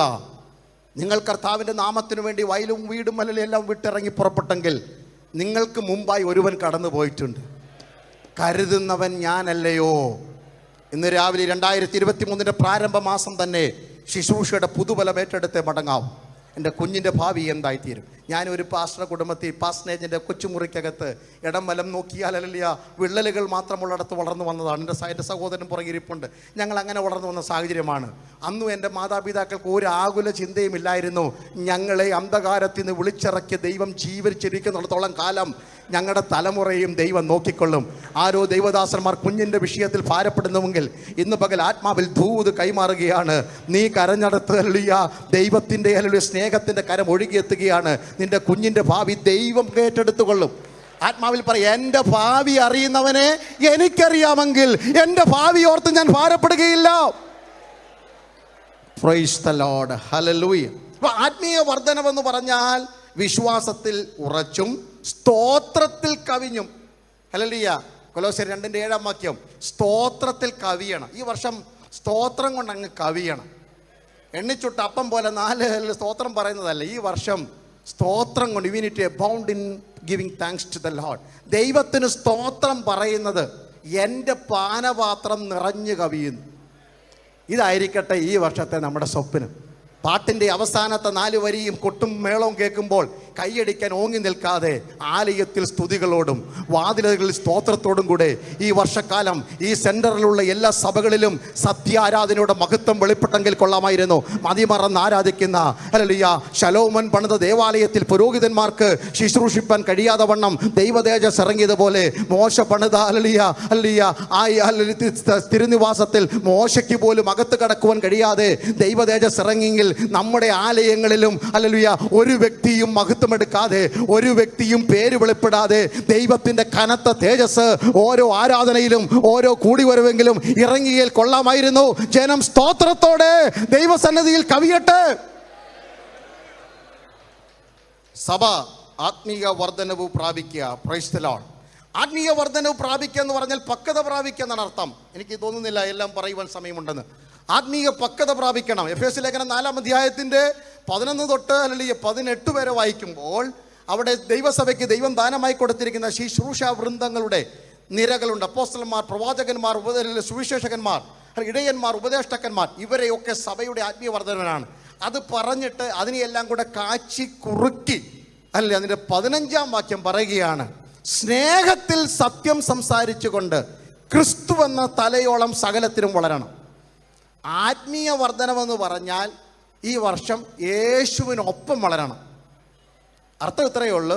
സ്വഭാവത്തിൽ യേശുവിൻ്റെ മനുഷ്യത്തോടും പ്രൈസ് ദി ലോർഡ് തേജസ്സിൽ മരണത്തിനപ്പുറം യേശുവിൻ്റെ ശരീരത്തോടൊപ്പവും വളരണം. അതൊരു വലിയ സ്വപ്നമായി മാറണം. യേശുവിനെ പോലൊരു സ്വഭാവം എനിക്ക് വേണമെന്ന് പ്രാർത്ഥിക്കണം. പാട്ട് വല്ലപ്പോഴും 2-3 വർഷത്തിലൊരിക്കലാണ് പാടുന്നത്. കർത്താവേ സ്തോത്രമല്ലിയ, നിൻ്റെ സ്വഭാവം, ദിവ്യ സ്വഭാവത്തിന് ഞങ്ങളെ ഒന്ന് മാറ്റിമറിക്കണമേ. എന്നും പ്രാർത്ഥിക്കണം, യേശുവിനെ പോലെ എന്നെ ആകണം. യേശുവിൻ്റെ സ്വഭാവം, ദിവ്യ സ്വഭാവം എന്താ? ഓരോന്ന് പറഞ്ഞു വന്നാൽ നമുക്കറിയാം. യേശുവിൻ്റെ മനുഷ്യത്വത്തിൻ്റെ തിളക്കവും ദൈവത്വത്തിൻ്റെ തേജസ്സും ഒരുപോലെ അനുഭവിക്കുവാൻ ഈ വർഷം ദൈവമക്കൾ തയ്യാറാകണം. നല്ല മനുഷ്യരാകണം. Praise the lord. താഴ്മയും വിനയവും ഉണ്ടായിരിക്കണം. ക്രിസ്തു എന്ന തലയോളം വളരുന്നതാണ്. യേശുവിൻ്റെ താഴ്ചയ്ക്ക് 3 ഘട്ടമുണ്ട്. ദൈവസ്വരൂപത്തിലിരുന്നപ്പോൾ എന്തു ചെയ്തു? ആ സമത്വം അങ്ങോട്ട് മാറ്റി വെച്ചിട്ട് മനുഷ്യനായി. പിടിവാശിയൊക്കെ മാറ്റിയാലേ നല്ല മനുഷ്യരാകാൻ പറ്റും. ഈ വർഷം ഞാനൊരു നല്ല മനുഷ്യനാകുമെന്ന് പറയണം. കോട്ട പോസ്റ്റേ, നല്ല മനുഷ്യൻ എന്ന് പറഞ്ഞാൽ അടുത്തിരിക്കുന്ന ആളും ഞാനും തുല്യരായി. എന്നാൽ അടുത്ത പദമാ ദാസനായി. അപ്പോൾ അടുത്തിരിക്കുന്ന ആൾ എന്നെക്കാട്ടിൽ ആരായി? വലിയവനായി. വലിയ ബുദ്ധിമുട്ടുള്ള കാര്യം ഇത്. Price the Lord. യജമാനനാകാൻ വേണ്ടി ഓടുന്ന കാലഘട്ടത്തിലാണ് പാസ്റ്റർ ഈ മണ്ടത്തരമൊക്കെ പറഞ്ഞു പഠിപ്പിക്കുന്നത്. ദാസനാകണം. അടുത്തതെന്താ? ചെയ്യാത്ത കുറ്റത്തിന് പ്രതിയായി ക്രൂശീകരണത്തിന് ഏൽപ്പിച്ചു കൊടുത്തു. ഈ 3 താഴ്ചയ്ക്ക് ദൈവസഭ തയ്യാറാകണം. 1, മറ്റുള്ളവർക്ക് തുല്യരായി മാറുന്ന എന്നെപ്പോലെ മറ്റവനെ സ്നേഹിക്കണം. 2, കൂട്ടു സഹോദരനെ തന്നേക്കാൾ ശ്രേഷ്ഠനെണ്ണണം. 3, ഏത് പ്രതിസന്ധിയും ദൈവം അനുവദിച്ചതാണെന്ന് പറഞ്ഞ് സന്തോഷത്തോടെ വാങ്ങി അനുഭവിക്കണം. പ്രതികാരം ചെയ്യാത്ത ആത്മീയം. സഭയൊക്കെ നന്നാകും, സംഘടനയും നന്നാകും, പ്രസ്ഥാനവും നന്നാവും. മറ്റുള്ളവരെ ശ്രേഷ്ഠരെന്നെണ്ണിയാൽ മാത്രം മതി. Price the Lord. ഞാൻ മിടുക്കൻ എന്ന ഭാവം അകത്ത് കയറിയാൽ അതപ്പതിച്ചു ആത്മീയം. ഇന്ന് പകൽക്കാലം ഏലിയാവെന്നവന് അകത്തൊരു വലിയ തൻ്റെ ഇടം, എപ്പോഴും ഭയങ്കര ശുശ്രൂഷയൊക്കെയാണ്. പക്ഷേ പുള്ളി എന്തോ പറഞ്ഞാലും ഒരു കാര്യം പറയും, ഞാൻ ഒരുത്തം മാത്രം ശേഷിച്ചിരിക്കുന്നു. എവിടെ പോയാലും സാക്ഷ്യത്തിനകത്ത് ഞാൻ. ദൈവത്തോട് പോലും പറഞ്ഞു ഞാൻ ഒരുത്തം മാത്രം. ദൈവം പറഞ്ഞു മണ്ടത്തരം പറയാതെ വേറെ കിടക്കുന്ന 7000 അപ്പുറത്ത്. Price the Lord. നിന്റെ ആ ഞാനല്ലാതാകുവാനാ ഹല്ലേലൂയ കരുത്തുള്ള പ്രവാചകൻ കാക്കയുടെ മുമ്പിൽ കൈനീട്ടേണ്ടി വന്നത്. എന്നിലെ ഞാൻ ഇല്ലാതാകുവാനാണ് ഒരു കാക്കയുടെ മുമ്പിൽ നിന്ന് കൈനീട്ടി ഭക്ഷണം ആക്കേണ്ടി വന്നത്. ഒരു അഭയാർത്ഥിയെ പോലെ സരേഫാത്തിലെ വിധവയുടെ മുമ്പിൽ 1 ഗ്ലാസ് പച്ചവെള്ളത്തിനും 1 മുറി അപ്പത്തിനും വേണ്ടി നീ കെഞ്ചേണ്ടി വന്നത് എന്താണെന്നറിയാമോ? എന്നിലെ ഞാനല്ലാതായി മാറണം. Price the Lord. ഈ വർഷക്കാലം സ്തോത്രത്തിൽ കവിഞ്ഞ് ക്രിസ്തു എന്ന തലയോളം സകലത്തിനും വളരണം. ക്രിസ്ത്യ ജീവിതത്തിൻ്റെ വളർച്ച ലോകം പറയുന്ന ഗ്രാഫ്, മാത്തമാറ്റിക്കോ ഫിസിക്സ് എന്തോ ആയിക്കൊള്ളട്ടെ, 0 to 100 ആണ്. 0 തുടങ്ങി എവിടെ എത്തണം? 100 എത്തണം. പക്ഷേ ദൈവവചനത്തിൻ്റെ വളർച്ച 100 തുടങ്ങി 0 എത്തണം. Price the Lord. യോഹന്നാൻ സ്നാപകൻ പറഞ്ഞ പോലെ അവൻ വളരണം, ഞാൻ കുറയണം. എവിടെ കുറയണം? കഴുത്ത് ശലോമിയുടെ പാത്രത്തിനകത്തും ഉടൽ കൊണ്ട് ശവസംസ്കാരത്തിന് പോകുമ്പോൾ തലയില്ലാതെ അടക്കേണ്ടി വന്നാലും ക്രിസ്തു വളർന്നാൽ മതി. പക്ഷെ കാഹളം ധ്വനിക്കുമ്പോൾ ശിരസ് എവിടെ അടക്കിയെന്ന് എനിക്കറിയത്തില്ല. ഉടൽ അവിടെ ആയിരിക്കും അടക്കിയത്, പക്ഷെ അവൻ ജ്വലിച്ചു പ്രകാശിക്കുന്ന വിളക്കായിരുന്നു. 4 പേരുടെ മുമ്പിൽ താഴേണ്ടി വന്നാലും നിന്റെ തിളക്കം കുറഞ്ഞിട്ടില്ല എന്ന് തിരിച്ചറിയുന്ന പകൽക്കാലങ്ങളായി മാറട്ടെ. ക്രിസ്തു എന്ന തലയോളം സകലത്തിനും വളരുവാൻ ദൈവം നമ്മെ കരുത്തുള്ളവരാകട്ടെ. ആത്മീക വർധനവ്. 2, കർത്താവിനോടുള്ള ഭക്തിയിൽ ദൈവസഭ വളർന്നു. ദൈവസഭയ്ക്ക് അന്യം നിന്ന് പോയത് ദൈവഭയമാണ്. എല്ലാം ഉണ്ട് നമുക്ക്, പക്ഷെ എന്തോ ഇല്ല, ദൈവഭയമില്ല. Price the Lord. കൂട്ടു സഹോദരനോടുള്ള നമ്മുടെ മനോഭാവത്തിലും പെരുമാറ്റത്തിലും എനിക്കിങ്ങനെ പ്രസംഗിക്കാനേ അറിയത്തുള്ളൂ. ഹല്ലേലൂയ. നമുക്ക് അന്യം നിന്ന് പോയത് ദൈവഭയമാണ്. ഒരിക്കൽ നമുക്ക് ദൈവഭയം ആലയത്തിലുണ്ടായിരുന്നു. ഒരു വാക്ക് നാം കയർത്തു പറയില്ലായിരുന്നു. കൂട്ടു സഹോദരന്മാരെ വിരൽ ചൂണ്ടില്ലായിരുന്നു. ദൈവദാസന്മാരോട് മോശമായി പെരുമാറില്ലായിരുന്നു. അപവാദങ്ങൾ പറഞ്ഞു വരത്തില്ലായിരുന്നു. ആലോചനകളും ഗൂഢാലോചനകളും നടത്തില്ലായിരുന്നു. ദൈവഭയമുള്ളതിൻ്റെ ലക്ഷണമാണ് പ്രൈസ് ദി ലോർഡ് മറ്റുള്ളവരോട് സൗമ്യമായി പെരുമാറുന്നത്. ദൈവഭയത്തിൻ്റെ 3 തെളിവ് ഞാൻ പറയാം. പഴയ നിയമത്തിൽ നിന്നാണെന്ന് മാത്രമേ ഉള്ളൂ, പുതിയ നിയമത്തിലോട്ട് അതിൻ്റെ കണക്ഷൻ കിടപ്പുണ്ട്. 1, ദൈവഭയം ഉണ്ടെങ്കിൽ പാപം ചെയ്യത്തില്ല. എന്തുകൊണ്ടാണ് പാപം ചെയ്യുന്നത്? ദൈവഭയം ഇല്ല. സ്തോത്രം. ഉൽപ്പത്തി 20:11 വായിക്കണ്ട. അബീമേലെക്കിന്റെ കൊട്ടാരത്തിൽ നിന്നുകൊണ്ട് വിരൽ ചൂണ്ടി അബ്രഹാം പറയുന്നൊരു പദമുണ്ട്. തൻ്റെ ഭാര്യയായ സാറായിയെ അല്ലെങ്കിൽ അബീമേലെക്കിന്റെ കൊട്ടാരത്തിൽ കൊണ്ടുപോവുകയും അവസാനം തൻ്റെ ഭാര്യയാണെന്ന് അറിഞ്ഞപ്പോൾ തിരിച്ചു വിളിപ്പിച്ചിട്ട് അബ്രഹാമിനോട് നീ ഇതെന്തിനാ ഇങ്ങനെ ചെയ്തതെന്ന് ചോദിച്ചപ്പോൾ അബ്രഹാം പറഞ്ഞൊരു പദമുണ്ട്, ഇവിടെ ദൈവഭയമില്ല എന്ന് ഞാൻ അറിയുന്നു.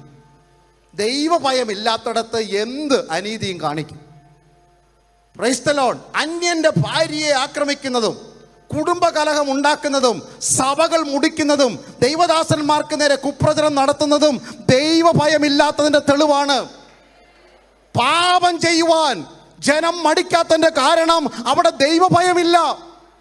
2023 അടുത്ത കെട്ടിടം പണിതില്ലെങ്കിലും അടുത്ത സ്ഥാനമാനങ്ങളൊന്നും നേടിയില്ലെങ്കിലും കർത്താവേ നിന്റെ ഭയം എനിക്ക് തരണമേ. ഉറബ ശത്രുനാഥകന. ദൈവഭയമുള്ളവരായി നമുക്ക് ഈ വർഷക്കാലം വർദ്ധിക്കണം. ഒരു വ്യത്യാസമായിരിക്കട്ടെ. 2 ഉൽപ്പത്തി പുസ്തകം 28:17 അർദ്ധരാത്രിക്ക് സ്വപ്നം കണ്ട് ചാടി എഴുന്നേറ്റ യാക്കോബ് പറയുന്നു, അവൻ ഭയപ്പെട്ടു, യഹോവ ഇവിടെ ഉണ്ട് സത്യം. കിടക്കുന്നിടത്തും ഇരിക്കുന്നിടത്തും നടക്കുന്നിടത്തും നോക്കുന്നിടത്തും കുടിക്കുന്നിടത്തും കഴിക്കുന്നിടത്തും ദൈവമുണ്ടെന്ന ബോധമാണ് ദൈവഭയം. ആട്ടുരോമം കൊണ്ട് കഴുത്തു മറച്ചാലും ചേട്ടൻ്റെ വസ്ത്രമലളിയുള്ളിൽ കൈകൾ ഒതുക്കിയാലും ശബ്ദം മാറ്റി പറഞ്ഞാലും ആഹാരം മലളിയ മസാല മാറ്റി കൈ കൊണ്ട് കൊടുത്താലും കാണുന്നൊരു ദൈവമുണ്ടെന്ന ബോധ്യം ഉണ്ടായിരിക്കണം. Praise the lord. യാക്കോബിന് ഏശാവിൻ്റെ ഉടുപ്പ് ചേരത്തില്ല എന്ന് തിരിച്ചറിയുന്ന ഞായറാഴ്ചയായി മാറട്ടെ. നിന്നെ ഞാൻ ഇസ്രായേലാക്കുവാൻ പദ്ധതി ഒരുക്കിയിരിക്കുമ്പോൾ അമ്മയുടെ ഉദരത്തിൽ വെച്ച് തന്നെ മൂത്തവൻ ഇളയവനെ സേവിക്കുമെന്നുള്ള വാക്തത്വം സ്വർഗത്തിൽ സ്ഥിരമായി കുത്തിക്കുറിച്ച് വെക്കുമ്പോൾ അത് കാലപ്പഴക്കത്തിന് മുമ്പേ നേടിയെടുക്കുവാൻ നീ കാണിക്കുന്ന കുറുക്കു വഴികൾക്കൊന്നും സ്വർഗത്തിൻ്റെ അംഗീകാരമില്ല. ശുശ്രൂഷയുടെ സ്ഥാനം വേണമോ? സമയമുണ്ട്, ദൈവം എത്തിച്ചോളും. അതിന് കുറുക്കു വഴി വേണ്ട. സഭയിൽ സ്ഥാനം വേണോ? അതിന് ദൈവത്തിന് പദ്ധതിയുണ്ട്. പത്രോസിൻ്റെ മുന്നിൽ കയറാൻ വേണ്ടി പൗലോസ് ഓടണ്ട. അവരവർക്ക് ദൈവം പങ്കിട്ട് കൊടുത്ത വിശ്വാസത്തിൻ്റെ അളവ് പോലെ ജ്ഞാനമുള്ള ശില്പിയായി അടിസ്ഥാനമിട്ട് പണിതിരിക്കുന്നതിൻ്റെ മുകളിൽ കച്ചിയും മരവും പണിയാതെ വിലപിടിപ്പുള്ള ചിലത് കൊണ്ട് ഈ വർഷക്കാലം പണി നടത്തുവാൻ ദൈവസഭ തയ്യാറാകട്ടെ. ഹല്ലേലൂയ. യഹോവ ഇവിടെ ഉണ്ട് സത്യം. 40 മൈൽ അപ്പുറത്ത് ഓടിക്കിടന്ന് ആരുമില്ലാത്ത മരുഭൂമിയിൽ കല്ല് തലവെച്ചുറങ്ങിയാലും നിന്റെ അപ്പനേക്കാൾ അമ്മയേക്കാൾ അടുത്ത് ദൈവമുണ്ടെന്ന ബോധ്യമാ ദൈവഭയം. കുഞ്ഞുങ്ങളെ, യൗവനക്കാരെ, എന്നെ കേൾക്കുന്നവരുണ്ടെങ്കിൽ പോകുന്നിടത്തും നിൽക്കുന്നിടത്തും കഴിക്കുന്നിടത്തും കുടിക്കുന്നിടത്തും നിങ്ങളെ കാണുന്ന അത്തിഞ്ചാലയ്ക്കൊത്ത കണ്ണുള്ളവനുണ്ടെന്ന ബോധ്യം നിങ്ങളെ ദൈവഭയമുള്ളവരാക്കി മാറ്റും. Price the Lord. 3 ദൈവഭയത്തിൻ്റെ മൂന്നാമത്തെ തെളിവാണ് ഉൽപ്പത്തി 48 അതിൻ്റെ സ്തോത്രമല്ലിയ 18 വാക്യം. ഉൽപ്പത്തി 48:18 വായിക്കണ്ട. Praise the lord. യോസഫ് തൻ്റെ ആദ്യത്തെ ആവേശത്തിന് ജ്യേഷ്ഠന്മാരെ എല്ലാം കൂടെ പിടിച്ച് ജയിലിലാക്കി. കുറച്ച് കഴിഞ്ഞപ്പോൾ പുള്ളിക്ക് വിഷമമായി പുറത്ത് കൊണ്ടുവന്നിട്ട് പറയുകയാണ്, ഞാൻ ദൈവത്തെ ഭയപ്പെടുന്നു. ഒറ്റ സഹോദരനെയും തടവിലിടുവാൻ മനസ്സ് വരാത്തതാണ് ദൈവഭയം. ഇന്ന് രാവിലെ ചിലരെയൊക്കെ നമ്മൾ അഴിച്ചു വിടാൻ പോവുകയാണ്. ഞാൻ വെള്ളഷട്ടൊക്കെ ഇട്ടിട്ടുണ്ട്, പട്ടക്കഴുത്ത് മുട്ടത്തലയെ ചിരിക്കുന്നതൊക്കെ ഉണ്ട്, സന്തോഷമാണ്. പക്ഷേ ഹൃദയത്തിൻ്റെ ജയിലിനകത്ത് എത്രയോ പേരെ നമ്മൾ തടവിലാക്കിയിട്ടുണ്ട്.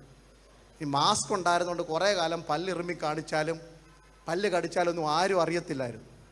മുന്നിൽ കൂടെ ഒക്കെ പോകുമ്പോഴേ കർത്തൃമേശയ്ക്ക് ഇപ്പോൾ ചുംബനം പോലും കൊടുക്കണ്ട, അങ്ങനെ സ്വാതന്ത്ര്യമായി കഴിഞ്ഞു. മറ്റേ അടുത്ത ആളിനെ കവച്ചു വെച്ച് അടുത്ത ആളിന് കൊടുക്കുന്ന ദയനീയ കാഴ്ചകളൊക്കെ ഞാൻ കണ്ടിട്ടുണ്ട്. പക്ഷേ അകത്ത മുറിക്കകത്ത് കെട്ടിയിട്ടിരിക്കുന്ന ചിലതിനെ ഇന്ന് രാവിലെ അഴിച്ചുവിടുന്നത് ദൈവഭയമാണ്.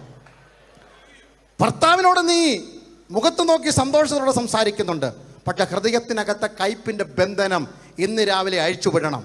ഭാര്യയോട് സൗമ്യമായൊക്കെ സംസാരിക്കും, പക്ഷെ അകത്ത് കൊണ്ട് നടക്കുന്ന വിരോധങ്ങളും അതിൻ്റെതായ പ്രത്യേകതകളൊക്കെ ഉണ്ട്. ഇന്ന് പകൽ അഴിച്ചുവിടണം. അത് കുടുംബ ബന്ധത്തിലാണെങ്കിലും സമൂഹ ബന്ധത്തിലാണെങ്കിലും സാമൂഹിക ബന്ധത്തിലാണെങ്കിലും മാതാപിതാക്കൾ ബന്ധത്തിലാണെങ്കിലും ശുശ്രൂഷകന്മാർ തമ്മിലുള്ള ബന്ധത്തിലാണെങ്കിലും ഏതെങ്കിലും തടവറയിൽ ആരുടെയെങ്കിലും പേര് കുറിച്ചു വെച്ചിട്ടുണ്ടെങ്കിൽ ഇന്ന് പകൽ അവരെ പുറത്തു കൊണ്ടുപോവാ. നിന്നെ പൊട്ടക്കിണറ്റിൽ നിന്ന് സിംഹാസനത്തിൽ കൊണ്ടുവന്ന് ഇരുത്തിയത് ചേട്ടന്മാരുടെ കൈക്ക് ചങ്ങലയിടാനല്ല, അവരുടെ കയ്യിൽ ആഹാരം വെച്ചു കൊടുക്കാനാണെന്ന വെളിപ്പാട് പ്രാപിച്ചവർക്കായി ഇന്ന് രാവിലെ ഞാൻ ദൈവത്തിന് സ്തോത്രം ചെയ്യുന്നു. നിനക്ക് ആളും പേരും സ്ഥാനവും അർത്ഥവും കിട്ടുമ്പോൾ നിവൃത്തിയില്ലാത്തവനെ പിടിച്ചൊതുക്കാനല്ല നിന്നെ അനുഗ്രഹിച്ചത്, അവർക്ക് വാരി വിളമ്പിക്കൊടുക്കാനാ. ഈ വെളിപ്പാടാ ദൈവഭയം. Praise the lord. ദൈവസഭ ദൈവഭയത്തിൽ വളരണം. ദൈവഭയത്തിൽ വളരുക എന്ന് പറഞ്ഞാൽ വിശുദ്ധിയിൽ വളരുകയാണ്. അതാണ് 2 കൊരിന്ത്യർ 7:1. ജഡത്തിലെയും ആത്മാവിലെയും സകല കന്മഷങ്ങളെ നീക്കി വിശുദ്ധി ദൈവഭയത്തിൽ തികയ്ക്കണം. ദൈവഭയം ഉള്ളിടത്ത് മാത്രമേ വിശുദ്ധി ഉണ്ടായിരിക്കത്തുള്ളൂ. നമ്മളതൊക്കെ കാണുന്നത് 4 പേര് കാണുമെന്ന് ഓർത്തുകൊണ്ടാണ് പലതും ചെയ്യാതിരിക്കുന്നത്. നമുക്കറിയാവുന്ന പേടിയുണ്ട്. സ്വദേശത്താണെങ്കിലും വിദേശത്താണെങ്കിലും വാഹനം ഓടിക്കുന്ന മിക്കവാറും പേരെല്ലാവരും ഉണ്ടല്ലോ. നമുക്കെല്ലാവർക്കും ആഗ്രഹമാണ് 175 കിലോമീറ്റർ സ്പീഡിൽ പോകണമെന്ന്. പക്ഷെ പോകാത്തതിൻ്റെ കാരണം ആരെ പേടിച്ചാണ്? ചുമ്മാ പറഞ്ഞേര്. പോലീസിനെ പേടിച്ച് ടിക്കറ്റ് വീട്ടിൽ വരുവോ, അല്ലെ കയ്യിരിക്കുന്ന കാശ് പോകും. എന്നാൽ അതിൻ്റെ അർത്ഥം എന്താ? പോകാൻ ഇഷ്ടമില്ല ഞാനോ? ആ സ്പീഡോ മീറ്ററും അതിനകത്ത് എഴുതിയിരിക്കുന്ന കാര്യമൊക്കെ കാണുമ്പോൾ അകത്തൊരു ആവേശം. കർത്താവ്, എയർപോർട്ടിലെ റൺവേ പോലെ ആയിരുന്നെങ്കിൽ എനിക്കൊന്ന് വിട്ട് പോകാമായിരുന്നു. പോകാത്തതിൻ്റെ കാരണം ഇഷ്ടമില്ലാഞ്ഞിട്ടല്ല, പിന്നെ പേടിയായിട്ട്. ആരെയാ? അധികാരികൾ. നമ്മളും പലപ്പോഴും പാപം ചെയ്യാത്തത് ഇഷ്ടമില്ലാഞ്ഞിട്ടല്ല, നരകത്തിൽ പോകുന്ന ആരൊക്കെ പറഞ്ഞ് പേടിപ്പിച്ചു. അതുകൊണ്ട് ഇതൊക്കെ ഇങ്ങനെ പിടിച്ച് അകത്ത് ഒതുക്കി ആണിയടിച്ച് വെച്ചിരിക്കുക. പിന്നെ ജനറൽ ബോഡിയിലൊക്കെ വല്ലപ്പോഴൊക്കെ ഇതൊക്കെ ഒന്ന് അഴിച്ചു വിടുന്നത്. അവിടെ ആകുമ്പോൾ എന്തും ചെയ്യാമല്ലോ. പക്ഷേ ദൈവഭയം എന്ന് പറഞ്ഞാൽ അങ്ങനെയുള്ള പേടിയല്ല. ഞാൻ എന്തെങ്കിലും ചെയ്താൽ ദൈവത്തിന് വേദനിക്കുമോ എന്ന വെളിപ്പാടാണ് ദൈവഭയം. ദൈവം എന്നെ ശിക്ഷിക്കുമെന്നുള്ള ബോധമല്ല, ഞാൻ എന്തെങ്കിലും ചെയ്താൽ എൻ്റെ അപ്പന് വേദനിക്കുമോ എന്ന ബോധ്യമാണ് ദൈവഭയം. ഈ വർഷക്കാലം ഒരു വാക്ക് പറയുന്നതിന് മുമ്പ്, ഒരു സ്ഥലത്ത് പോകുന്നതിന് മുമ്പ്, ഒരു തീരുമാനമെടുക്കുന്നതിന് മുമ്പ് ഇതിൽ ദൈവപ്രസാദമുണ്ടോ എന്ന്. സ്തോത്രം. നല്ല നോട്ടീസ് കേട്ടോ, വളരെ സന്തോഷം. എനിക്കും ഇഷ്ടപ്പെട്ടു. ഞാനും ഒരു സംഘടനയുടെ ഭാഗം, സഭയുടെ ഭാഗമാണ്. പക്ഷേ പഴയ കൺവെൻഷൻ നോട്ടീസൊക്കെ എൻ്റെ മനസ്സിലേക്ക് ഓർമ്മ വരുന്നു. ദൈവഹിതമായാൽ ജനുവരി മാസം എത്രാം തീയതി അത് ആയിക്കോട്ടെ, 4-ാം തീയതി മുതൽ കോട്ടയത്ത് കൺവെൻഷൻ ഉണ്ടായിരിക്കും. എല്ലാവരും പണിയല്ലേ മൊത്തം. വിവാഹം ദൈവഹിതമായാൽ ഇന്ന മാസം ഇത്രാം തീയതി കുഞ്ഞുങ്ങളുടെ വിവാഹമാണ്. ദൈവഹിതം ചേർത്ത് വെക്കാത്ത ഒരു കാര്യം നമുക്കില്ലായിരുന്നു. ഇന്ന് നമുക്ക് സംവിധാനങ്ങളുണ്ട്, കൂടെ നിൽക്കാൻ ആളുണ്ട്, വേണമെങ്കിൽ സാമ്പത്തിക സ്രോതസ്സുകളുണ്ട്. എന്തിനാ കുറവ്? ഇല്ലാത്തത് ദൈവഭയം. ദൈവസഭ ദൈവഭയത്തിലേക്ക് മടങ്ങി വരട്ടെ. അകത്ത് ദൈവഭയം വ്യാപരിച്ചാൽ അവരുടെ നേരെ ഒച്ചയെടുക്കത്തില്ല. അകത്ത് ദൈവഭയം വ്യാപരിച്ചാൽ അത് ഒറ്റയ്ക്കാണെങ്കിലും കൂട്ടത്തിലാണെങ്കിലും ആദരമടക്കി നിൽക്കാനുള്ള കൃപ പ്രാപിക്കും. ഞാൻ എല്ലായിടത്തും പറയുന്നതാ, എന്നോട് പറയുന്നതാ, 1.5 മണിക്കൂർ പ്രസംഗിക്കുന്നതിനെക്കാട്ടി കൃപ വേണം 2 മിനിറ്റ് ഉണ്ടായിരിക്കാൻ. ഹല്ലേലൂയ. ഈ സ്റ്റേജിൽ നിന്നുകൊണ്ട് 1.5 മണിക്കൂർ കസർത്ത് കാണിക്കുന്നതിനേക്കാൾ അഭിഷേകം വേണം ഭാര്യയോട് 2 മിനിറ്റ് സ്നേഹത്തോടെ സംസാരിക്കാനത്. Praise the lord. അന്യഭാഷയിൽ 3/4 മണിക്കൂർ ആരാധിക്കുന്നതിനേക്കാൾ ശക്തി വേണം ഭർത്താവിനെ ബഹുമാനിച്ച് അച്ചായ ഒന്ന് വിളിക്കാൻ. ആരുടെയും കൃപ പോയിട്ടില്ലല്ലോ. ഞാനിപ്പോൾ അവസാനിപ്പിച്ചോളാം, പേടിക്കണ്ട. Price the lord. ദൈവസഭ ദൈവഭയത്തിലേക്ക് മടങ്ങി വരിക. കാരണം എബ്രായർ 12:29 നമ്മുടെ ദൈവം, ഉറക്കെ പറഞ്ഞാട്ട്, ആരും കേൾക്കുന്നില്ലല്ലോ. നമ്മുടെ ദൈവം ദഹിപ്പിക്കുന്ന അഗ്നിയാണ്. നമ്മളിത് ഉപയോഗിക്കുന്ന എവിടാ? നോർത്ത് ഇന്ത്യയിൽ ദൈവസഭയെ പീഡിപ്പിക്കുന്ന ജനത്തോട്, ദൈവമേ നീ അഗ്നിയാണല്ലോ കത്തിക്കണേ. അയ്യോ, അങ്ങനല്ല അതിൻ്റെ അർത്ഥം. ഇളകാത്ത രാജ്യം പ്രാപിക്കാൻ വേണ്ടി ഉള്ള ബോധ്യത്തെക്കുറിച്ചാണ് പറഞ്ഞു വരുന്നത്. എബ്രായർ 12-ാം അധ്യായം വായിച്ചാൽ പുറത്തുള്ളവരോട്ട് ഒരു ബന്ധവും ഇല്ല ഈ ദൈവത്തിൻ്റെ അഗ്നിക്ക്. ദൈവം എന്ന കൺസ്യൂമിങ് ഫയർ അകത്ത് കൊണ്ട് നടക്കുന്നതാ ദൈവഭയം. ആകാത്തതിൻ്റെ മുള വേരോടെ കരിച്ചു കളയുകയും പ്രയോജനമുള്ളതിനെ തിളക്കി മാറ്റുകയും ചെയ്യുന്ന ഈ അഗ്നി എൻ്റെ അകത്ത് കൊണ്ട് നടക്കുവാൻ 2023 എനിക്ക് കൃപ തരണമേ. ഒരു വാക്ക് പുറത്തു വരുന്നതിന് മുമ്പ് കൃപയില്ലാത്തതാണെങ്കിൽ ഉറവിങ്കൽ വെച്ച് കരിച്ചു കളയുന്ന ദൈവിക അഗ്നി എൻ്റെ അകത്തുണ്ടായിരിക്കണം.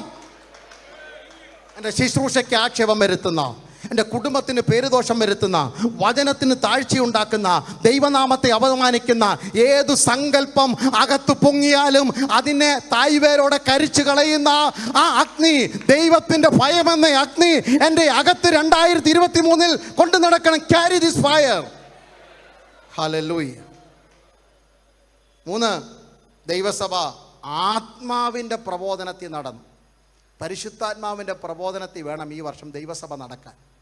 നല്ല ദൈവദാസന്മാർ, നല്ല ദൈവ ആലോചന, ശുശ്രൂഷ, കൗൺസിൽ എല്ലാം നന്ദി. പക്ഷേ എല്ലാവർക്കും വലയം ചെയ്തിരിക്കേണ്ടത് ആത്മനിയോഗത്തിൽ വേണം ശുശ്രൂഷിപ്പാൻ. പാട്ട് പാടുന്നവർ ആത്മാവിൽ പാടണം, പ്രസംഗിക്കുന്നവർ ആത്മാവിൽ പ്രസംഗിക്കണം, സഞ്ചരിക്കുന്നവർ എല്ലാം ആത്മനിയോഗത്തിൽ. പരിശുദ്ധാത്മാവിനെ തന്നത് നിർത്താതെ അന്യഭാഷ പറയാൻ വേണ്ടി മാത്രമല്ല. അതിൻ്റെ അർത്ഥം അന്യഭാഷ പറയേണ്ടെന്നല്ല, അത് നല്ല വശം, അതൊരു വശം. അതിനൊരു മറുവശമുണ്ട്. യോഹന്നാൻ 16:8 എപ്പോഴും വായിച്ചോണം. എന്തിനാ ആത്മാവിനെ തന്നത്? പാപബോധം ഉണ്ടാക്കാൻ, നീതിബോധം ഉണ്ടാക്കാൻ, ന്യായവിധി ബോധം ഉണ്ടാക്കാൻ. ഈ 3 ബോധമില്ലാത്ത ആത്മാവല്ല. അന്യഭാഷ 1.5 മണിക്കൂർ പറയും, പക്ഷെ ഒരു ബോധമില്ല. നീതി എന്താണെന്നറിയത്തില്ല, ന്യായവിധി ഉണ്ടെന്നറിയത്തില്ല, ചെയ്ത കുറ്റത്തെക്കുറിച്ച് ഒരു ബോധവും ഇല്ല. പിന്നെ എന്തൊരാത്മാവാണ് ഇത്? ഈ 3 ബോധമില്ലാത്ത ആത്മനിറവ് ആത്മാവല്ല. അതിൻ്റെ കാരണം എന്താ? ഇത് മേളിൽ കൂടെ പോകുന്ന പഴയ നിയമത്തിലൊക്കെ കൊടുത്ത ദാവീദിൻ്റെ മേൽ വന്നു, ശിംശോൻ്റെ മേൽ വന്നു, ശൗലിൻ്റെ മേൽ വന്നു, അതൊക്കെ ഉള്ളത്. അകത്തോട്ട് കയറിയില്ലെന്ന്, തലേ വന്നതേ ഉള്ളൂ, താഴോട്ട് വിട്ടിട്ടില്ല. ബുദ്ധിയുടെ പ്രമാണം തടുത്തു നിർത്തി. കാരണം നമുക്കെല്ലാം പറയാൻ പറ്റത്തില്ലല്ലോ. അതുകൊണ്ടാണ് ശിംശോൻ എന്ന് കല്യാണുറപ്പിന് പോവുകയാണ് ശിംശോൻ. അപ്പോൾ കല്യാണുറപ്പിന് പോകുമ്പോൾ ഒരുമാതിരി നല്ല ഉടുപ്പൊക്കെ ഇട്ടുണ്ടല്ലേ പോകും. തിമ്നയിലേക്ക് അപ്പൻ്റെ അമ്മയുടെ കൂടെ പോകുക, മുന്തിരിത്തോടെ കൂടെ പോകുമ്പോൾ ഒരു സിംഹം ചാടി വീണു. ഉടുപ്പ് പോലും ഉടയാതല്ലയോ സിംഹത്തെ വലിച്ചു കയറിയത്. എന്തോ ഒരു അഭിഷേകമല്ലേ കൊണ്ട് നടക്കുന്നത്. ആത്മനിറവ്, ആത്മാവ് എൻ്റെ മേൽ വന്നെന്നാ ന്യായാധിപന്മാർ 14:5 പറയുന്നത്. ദാവീദ് 42 കമ്പിയുള്ള കിന്നരൊക്കെ, ഇവിടെ 6 വായിക്കപ്പെടുന്ന പാഠം അവർക്കറിയാം. 42 കമ്പിയുള്ള കിന്നരൊക്കെ വായിച്ച് തുള്ളിച്ചാടി പെട്ടകത്തിന് മുമ്പിൽ ചാടി, അല്ലെങ്കിൽ വീട്ടിൽ ചെന്നിട്ട് മീകളിനെ ശാസിച്ച്, നിന്റെ അപ്പൻ ഇരുന്നപ്പോൾ ആ സ്ഥലത്തുനിന്ന് എന്നെ പൊക്കിയെടുത്ത് എന്നെ ഇവിടെ കൊണ്ട് ഇരുത്തി എന്നൊക്കെ സാക്ഷിയൊക്കെ പറഞ്ഞ ദാവീദ് അഭിഷേകത്തിലാണ്. പക്ഷേ സഭായം കഴിഞ്ഞാൽ ശിംശോൻ നേരെ ദലീലയുടെ വീട്ടിലോട്ടാണ് പോകുന്നത്. ഭയത്തോടെ കേട്ടോണം. സഭായോഗം കഴിഞ്ഞാൽ അധർമ്മത്തിനും അനാഗിന്മയ്ക്കും കൂട്ടുനിൽക്കുന്നതിന്റെ കാരണം അകത്ത് കൊണ്ട് നടക്കുന്ന അഭിഷേകമില്ല. ദൈവസഭ ആത്മാവിന്റെ പ്രബോധനത്തിൽ നടക്കണം. പുറമേ കാണിക്കുന്ന കോലാഹലമല്ല അഭിഷേകം. അകത്ത് വാഴുന്ന ആത്മനിയോഗം, അകത്ത് വാഴുന്ന ആത്മശക്തി, അകത്ത് നിയന്ത്രിക്കുന്ന ആത്മനിറവ് മാത്രമല്ല, 2023 ആത്മനിയന്ത്രണം കൂടെ ദൈവസഭ കൈനീട്ടി സ്വീകരിക്കട്ടെ. ഹല്ലേലൂയ. 10 അടി പൊക്കമുള്ള ഗോലിയാത്തിനെ മലർത്തിയടിച്ചവൻ, പ്രൈസ് ദി ലോർഡ്, സിംഹത്തെയും കരടിയെയും അടിച്ചു കൊന്നവൻ. പക്ഷേ ഊരിയാവിൻ്റെ ഭാര്യയെ നോക്കാതെ കണ്ണിനെ പിടിച്ചു നിർത്താൻ കൃപയില്ലാതായി പോയി. അകത്ത് കൊണ്ട് നടക്കുന്ന അഭിഷേകമില്ല. ബോധ്യം വന്നപ്പോൾ പാവത്താൻ പ്രാർത്ഥിച്ചു. 51 സങ്കീർത്തനം, ദൈവമേ എനിക്ക് ഈ ഹൃദയം വേണ്ട. പാപം കൊണ്ട് നടക്കുന്ന, അഭിഷേകത്തിന് ഇരിക്കുവാൻ നിവൃത്തിയില്ലാത്ത, ആത്മാവിന് വസിക്കാൻ ഇടമില്ലാത്ത ഈ ഹൃദയം ഒരു ബൈപ്പാസ് സർജറി നടത്തി അങ്ങ് എടുത്തു കളഞ്ഞിട്ട്, ദൈവമേ നിർമ്മലമായ ഒരു ഹൃദയം എന്നിൽ സൃഷ്ടിച്ച് സ്ഥിരമായ സ്ഥിരമായ സ്ഥിരമായ ഒരാത്മാവിനെ എന്നിൽ പകരണമേ. അടുത്ത പദം രാജ്യത്തോട്, എൻ്റെ ഭാഷ പ്രസംഗ ഭാഷ പറയാ, വേണമെങ്കിൽ സിംഹാസനം അങ്ങ് എടുത്തോ, എനിക്ക് കുഴപ്പമൊന്നുമില്ല, ഇത്ര നാൾ കസേര ഇരിക്കാമെന്ന് ഞാൻ ആർക്കും വാക്കൊന്നും കൊടുത്തിട്ടില്ല. കർത്താവെ, സിംഹാസനം എടുത്തോ, ചെങ്കോലെടുത്തോ, കിരീടമെടുത്തോ, രാജവസ്ത്രമെടുത്തോ, നിന്റെ പരിശുദ്ധാത്മാവിനെ എന്നിൽ നിന്ന് എടുക്കരുത്. ദൈവസഭ കരഞ്ഞ് നിലവിളിച്ചു പ്രാർത്ഥിക്കൂ. 2023 എന്തെല്ലാം വന്നാലും, എന്തെല്ലാം നഷ്ടം വന്നാലും, രോഗം എന്നെ പിടിച്ചൻ ദേഹം ക്ഷയിച്ചാലും, ദേഹി ദുഃഖത്താൽ തകർന്നാലും, എല്ലാം പ്രതികൂലമായാലും, ആത്മാവിനെ വിട്ട്, ആത്മനിറവ് വിട്ട്, അഭിഷേകം വിട്ട്, കൃപ വിട്ട് ഒരു കളി ഞങ്ങൾക്ക് വേണ്ട. നിന്റെ പരിശുദ്ധാത്മാവിനെ ഞങ്ങളിൽ നിന്ന് എടുക്കരുത്. ഓ ഹല്ലേലൂയ, ഹല്ലേലൂയ, ഹല്ലേലൂയ. ആത്മാവിനാൽ ബന്ധിക്കപ്പെടുവാൻ പൗലോസിന് ഇഷ്ടമായിരുന്നു. നാം ഇങ്ങനെയാണ് വായിക്കുന്നത്. സ്തോത്രം, ഹല്ലേലൂയ. അപ്പോസ്തലപ്രവൃത്തി 20:22, ഞാൻ ആത്മാവിനാൽ ബന്ധിക്കപ്പെട്ടവനായി. നാം ബന്ധനം എന്ന് കേൾക്കുമ്പോൾ കെട്ടും, ഹല്ലേലൂയ, പോരും പോരാട്ടവാ. പക്ഷെ പൗലോസ് പറയും, I am bound by spirit. ഞാൻ ആത്മാവിനാൽ ബന്ധിക്കപ്പെട്ടവനാണ്. എൻ്റെ കൈ ചലിക്കണമെങ്കിൽ ഞാൻ ക്രിസ്തുവിനോടുകൂടെ ക്രൂശിക്കപ്പെട്ടിരിക്കുന്നു. പരിശുദ്ധാത്മാവ് പറയാത്ത ഒരു വാക്ക് ഈ വർഷം ഞാൻ ഉച്ചരിക്കത്തില്ല. തീരുമാനം എടുത്താട്ടെ. ഈ സഭായകം കൊണ്ട്, ഹല്ലേലൂയ, ഒരു രോഗി പോലും ഇന്ന് രാവിലെ ഇവിടെ സൗഖ്യമായില്ലെങ്കിൽ, ഈ വചന ശുശ്രൂഷയിൽ ആര് ദൈവവചനം പറഞ്ഞാലും രോഗശാന്തി നടക്കുന്നുണ്ട്. കാരണം അത് പ്രസംഗിക്കുന്നതിൻ്റെ ആളുടെ കൃപയല്ല, വചനത്തിനൊരു പ്രത്യേകതയുണ്ട്. അത് ചെല്ലുന്നിടത്തൊക്കെ മാറ്റം ഉണ്ടാക്കും. അതുകൊണ്ട് വചനം അതിൻ്റെ ക്രിയ ചെയ്തോളും. ഇന്ന് പകൽ ചില തീരുമാനം, ഞാൻ വാക്കുകൾ അവസാനിപ്പിക്കണം, തീരുമാനം എടുത്താണ് നാം ഈ ആലയം വിട്ട് മടങ്ങാൻ പോകുന്നത്. Price the Lord. കർത്താവേ, 2023 എല്ലാ പുസ്തകം മടക്കിക്കും. ഒരു നിമിഷം നാം പ്രാർത്ഥിച്ച് സമർപ്പിക്കാൻ പോകുകയാണ്. ഞങ്ങൾ സ്വപ്നം കാണാത്ത, ഞങ്ങൾ അർഹിക്കാത്തൊരു വർഷം ദൈവം ഞങ്ങൾക്ക് ദാനമായി തന്നു. ഇടത്തും വലത്തും ഇരുന്ന് ഇനി ഒരു ആരാധനയുണ്ടോ എന്ന് പകച്ചുപോയ വർഷങ്ങളുണ്ടായിരുന്നു. അതിൻ്റെ നടുവിൽ കൂട്ടു സഹോദരനോട് കൂട്ടു സഹോദരിയോട് ഒരുമിച്ചിരുന്ന് ആത്മാവിലും സത്യത്തിലും ആരാധിപ്പാൻ സ്വർഗം ഞങ്ങൾക്ക് ഭാഗ്യം തന്നു. ഞങ്ങളുടെ ആരുടെയും മിടുക്കല്ല, ജീവൻ്റെ പുസ്തകത്തിൽ അന്നേ കുറിച്ച് വെച്ചിരുന്നു. 2023 ജനുവരി മാസം 8-ാം തീയതി പകല് ഇവിടെ ഒരു വിശുദ്ധ സഭായോഗം നടക്കും. എൻ്റെ ജനം ദൈവത്തെ മതിമറന്ന് ആരാധിക്കും. ആ നിറവും ആ വെളിപ്പാടും പ്രാപിച്ച ദൈവമക്കളാണ് ഈ ആലയത്തിലിരിക്കുന്നത്. ദൈവദാസനും നിങ്ങളുടെ കൂട്ടു സഹോദരൻ, എളിയ സഹോദരൻ നിലയിൽ പരിശുദ്ധാത്മ എന്ന പ്രബോധനം ഞാൻ നിങ്ങൾക്ക് കൈമാറുന്നു. സഭ എണ്ണത്തിൽ പെരുകണമോ? ആൾക്കൂട്ടം മാത്രമല്ല വർധനവ്. ചിലപ്പോൾ ആൾ കുറയുന്നതും വർധനവാണ്. അയ്യോ, ഈ പാസ്റ്റർ വന്ന് എന്തൊക്കെ പറഞ്ഞു പിടിപ്പിക്കുന്നു. ചിലപ്പോൾ ആൾ കുറയുന്നതും വർധനവാണെന്ന്. Praise the lord. 30,000 പേരുള്ള സഭയുടെ 32,000 പേരുള്ള സഭയുടെ പാസ്റ്ററായിരുന്നു ഗിദെയോൻ പാസ്റ്റർ. ആദ്യത്തെ ഞായറാഴ്ച എന്തോ ഒരു ആവേശമായിരുന്നു. ഓ, നമ്മൾ കെയർ സെല്ല് നടത്തി, നാട് മൊത്തം സുവിശേഷം നടത്തി, ട്രാക്റ്റ് കൊടുത്തു, വണ്ടിയെ പോയി വിളിച്ചു പറഞ്ഞു, ഇന്ന് നമുക്ക് എത്ര പേരുണ്ട് സഭയിൽ? 32,000 പേര്. അപ്പോൾ ദൈവം പറഞ്ഞു, എഴുതിക്കൊണ്ട് വന്ന പോയിന്റ് മടക്കി വെച്ചിട്ട് ഞാൻ പറയുന്ന പ്രസംഗം പ്രസംഗിക്കാൻ പറഞ്ഞു. ഭയവും ഭീരത്തുള്ളവർ വീട്ടിൽ പോകാൻ പറഞ്ഞു. എത്ര പേര് വീട്ടിൽ പോയി? ദൈവഭയമില്ലാതെ മനുഷ്യഭയമുള്ള 22,000 വീട്ടിൽ പോയി, ബാക്കി 10,000. ആട്ടെ, ഉള്ളത് കൊണ്ട് അഡ്ജസ്റ്റ് ചെയ്യാമല്ലോ, അഡ്ജസ്റ്റ് ചെയ്യാം, കെട്ടിടത്തിന് വാടക കൊടുക്കണ്ടേ. അപ്പോഴാണ് ദൈവം പറഞ്ഞു, അടുത്ത ഞായറാഴ്ച ഒരു പ്രസംഗം. ഹല്ലേലൂയ. മണ്ണിൽ, ഹല്ലേലൂയ, വെള്ളത്തിൽ മുഖം അമർത്താത്തവനെ എനിക്ക് വേണം. ഞാൻ എൻ്റെ ഭാഷയെ പറയുക, വെള്ളം കുടിച്ചോ, പക്ഷെ കൈ കോരിയെ കുടിക്കാവോ. ഇത് 24 മണിക്കൂർ മണ്ണി മുഖം അമർത്തി ഇവിടുന്ന് തലയെടുക്കാൻ നേരമില്ല. ഉയരത്തിലേക്ക് നോക്കി ആവശ്യത്തിന് മാത്രം നന്മകൾ അനുഭവിച്ചുകൊണ്ട് നിൽക്കുന്നവന് അത് 300 ആണെങ്കിലും അതിൻ്റെ പേരാ സഭാ വളർച്ച. ബാക്കിയുള്ളവർ ഇരുന്നോട്ടൊന്നേ. ആലയത്തിൽ ഒന്നേ ഉള്ളെങ്കിലും കൈക്കുമ്പിളിൽ കൊള്ളുന്നത് മാത്രം വാരിയെടുത്തത് കൊണ്ട് ഉന്നതത്തിലേക്ക് കണ്ണുകൾ ഉയർത്തി സ്വർഗം പറഞ്ഞ ആലോചനയ്ക്ക് ചെവി കൊടുത്തുകൊണ്ട് അന്യായത്തങ്ങളെ ശാസിക്കുന്ന ഒരുപിടി ജനത്തെ ഈ പട്ടണത്തിൽ യഹോവയ്ക്ക് ആവശ്യമുണ്ട്. അത് ഞാനായിരിക്കട്ടെ എന്ന് എത്ര പേര് തീരുമാനിക്കും? എനിക്കൊരു ആത്മീയ വർധനവ് ഈ വർഷം വേണം. പാട്ട് പാടുന്ന സഹോദരങ്ങളോ, ഇത് കഴിഞ്ഞ അടുത്ത മിനിസ്ട്രിയാണോ തരത്തിൽ ഒരു പാട്ടിൻ്റെ. ഹല്ലേലൂയ. ഇന്ന് രാവിലെ പരിശുദ്ധാത്മാവ് നിങ്ങളോട് സംസാരിച്ചെങ്കിൽ നിങ്ങൾക്ക് എഴുന്നേൽക്കാം. ഈ വർഷം എനിക്ക് വേണ്ടത് ഭൗതിക വളർച്ചയല്ല. എൻ്റെ കുഞ്ഞിൻ്റെ വിവാഹം നടന്നാലും നടന്നില്ലെങ്കിലും അത് ദൈവത്തിൻ്റെ പദ്ധതിയാണ്. ഞാൻ എപ്പോഴും പറയുന്ന, എൻ്റെ വിവാഹം ദൈവം കൽപ്പിച്ച സമയത്ത് നടന്നെങ്കിൽ എൻ്റെ കുഞ്ഞിൻ്റെ വിവാഹം ദൈവം കൽപ്പിച്ച സമയത്ത് നടന്നോളൂ. എൻ്റെ ശുശ്രൂഷ ദൈവം എനിക്ക് തന്നതാണെങ്കിൽ നിങ്ങൾക്കുള്ളത് ദൈവം കരുതി വെച്ചിട്ടുണ്ട്, ആരും അപഹരിക്കത്തില്ല. പക്ഷെ ഇന്ന് രാവിലെ ഞാൻ പറഞ്ഞുകൊണ്ട് എഴുന്നേൽക്കണ്ട. ആത്മനിയോഗത്താൽ മണ്ണാകും ഈ ശരീരം മണ്ണോട് ചേർന്നാലും കാഹളം ധ്വനിക്കുമ്പോൾ തേജസ്സിൽ ഉയർക്കും. എൻ്റെ ഈ ശരീരം ഈ മണ്ണിന് ദ്രവിപ്പിക്കാൻ കഴിഞ്ഞേക്കാം, പക്ഷെ കാഹളനാദത്തിൽ ഞാൻ ഉയർത്തെഴുന്നേൽക്കണമെങ്കിൽ അശുദ്ധി എന്ന മർമ്മം അകത്തുനിന്ന് പുറത്തെടുത്തിട്ട് വിശുദ്ധി എന്ന ദൈവാലോചനയ്ക്ക് ഇന്ന് രാവിലെ ഞാൻ ചെവി കൊടുക്കും. ഞാനൊരു പാസ്റ്റർ ആയതുകൊണ്ട് തികഞ്ഞവനെന്നല്ല. ഇന്ന് രാവിലെ എല്ലാ കണ്ണും അടച്ചിരിക്കുമ്പോൾ ആരെങ്കിലും ഒരു വ്യക്തി ഒരു തീരുമാനമെടുക്കുന്നു, എല്ലാ കണ്ണും ഡോണ്ട് ലുക്ക് ഹിയർ. എന്തൊക്കെ ഒരു കുഴപ്പമുണ്ട്, അങ്ങോട്ടും ഇങ്ങോട്ടും നോക്കി നമ്മളെ ഉൾക്കണ്ണുകൊണ്ട്, ഉള്ളിലെ കണ്ണുകൊണ്ട് കാണുന്ന ഒരു സമയമായത്. പുറമോട്ട് നോക്കണ്ട. കർത്താവേ, ഈ വർഷം എനിക്ക് ദൈവം ആയുസ് തന്നാൽ ഒരു ആത്മീയ വർധനവിന് ഞാൻ കൊതിക്കുന്നു. അതിൽ കുറഞ്ഞൊരു സ്വപ്നം എനിക്കില്ല. ഒരു കൃപാവരത്തിൻ്റെ ശുശ്രൂഷയ്ക്ക് ഞാൻ കൊതിക്കുന്നു. എൻ്റെ ശുശ്രൂഷയ്ക്ക് അതൊരു തിളക്കമുണ്ടാകണം. ദൈവഭയത്തിൽ ഞാൻ വളരും. എൻ്റെ കുഞ്ഞുങ്ങളെ ദൈവഭയം പഠിപ്പിക്കും. കർത്താവിനോടുള്ള ഭക്തി, വിശ്വാസത്തിൽ വർദ്ധിക്കും. ഇത്യാദി ആത്മീയ വിഷയത്തിൽ എനിക്ക് സമ്പന്നരാകണമെന്ന് തീരുമാനമെടുക്കുന്നവർക്ക് മാത്രം തങ്ങളുടെ കരങ്ങളെ ഉയർത്തും. അങ്ങനെയാണെങ്കിൽ ഈ ശരീരം മണ്ണോട് ചേർന്നാലും കാഹളം ധ്വനിക്കുമ്പോൾ തേജസ്സിൽ ഉയർത്തും.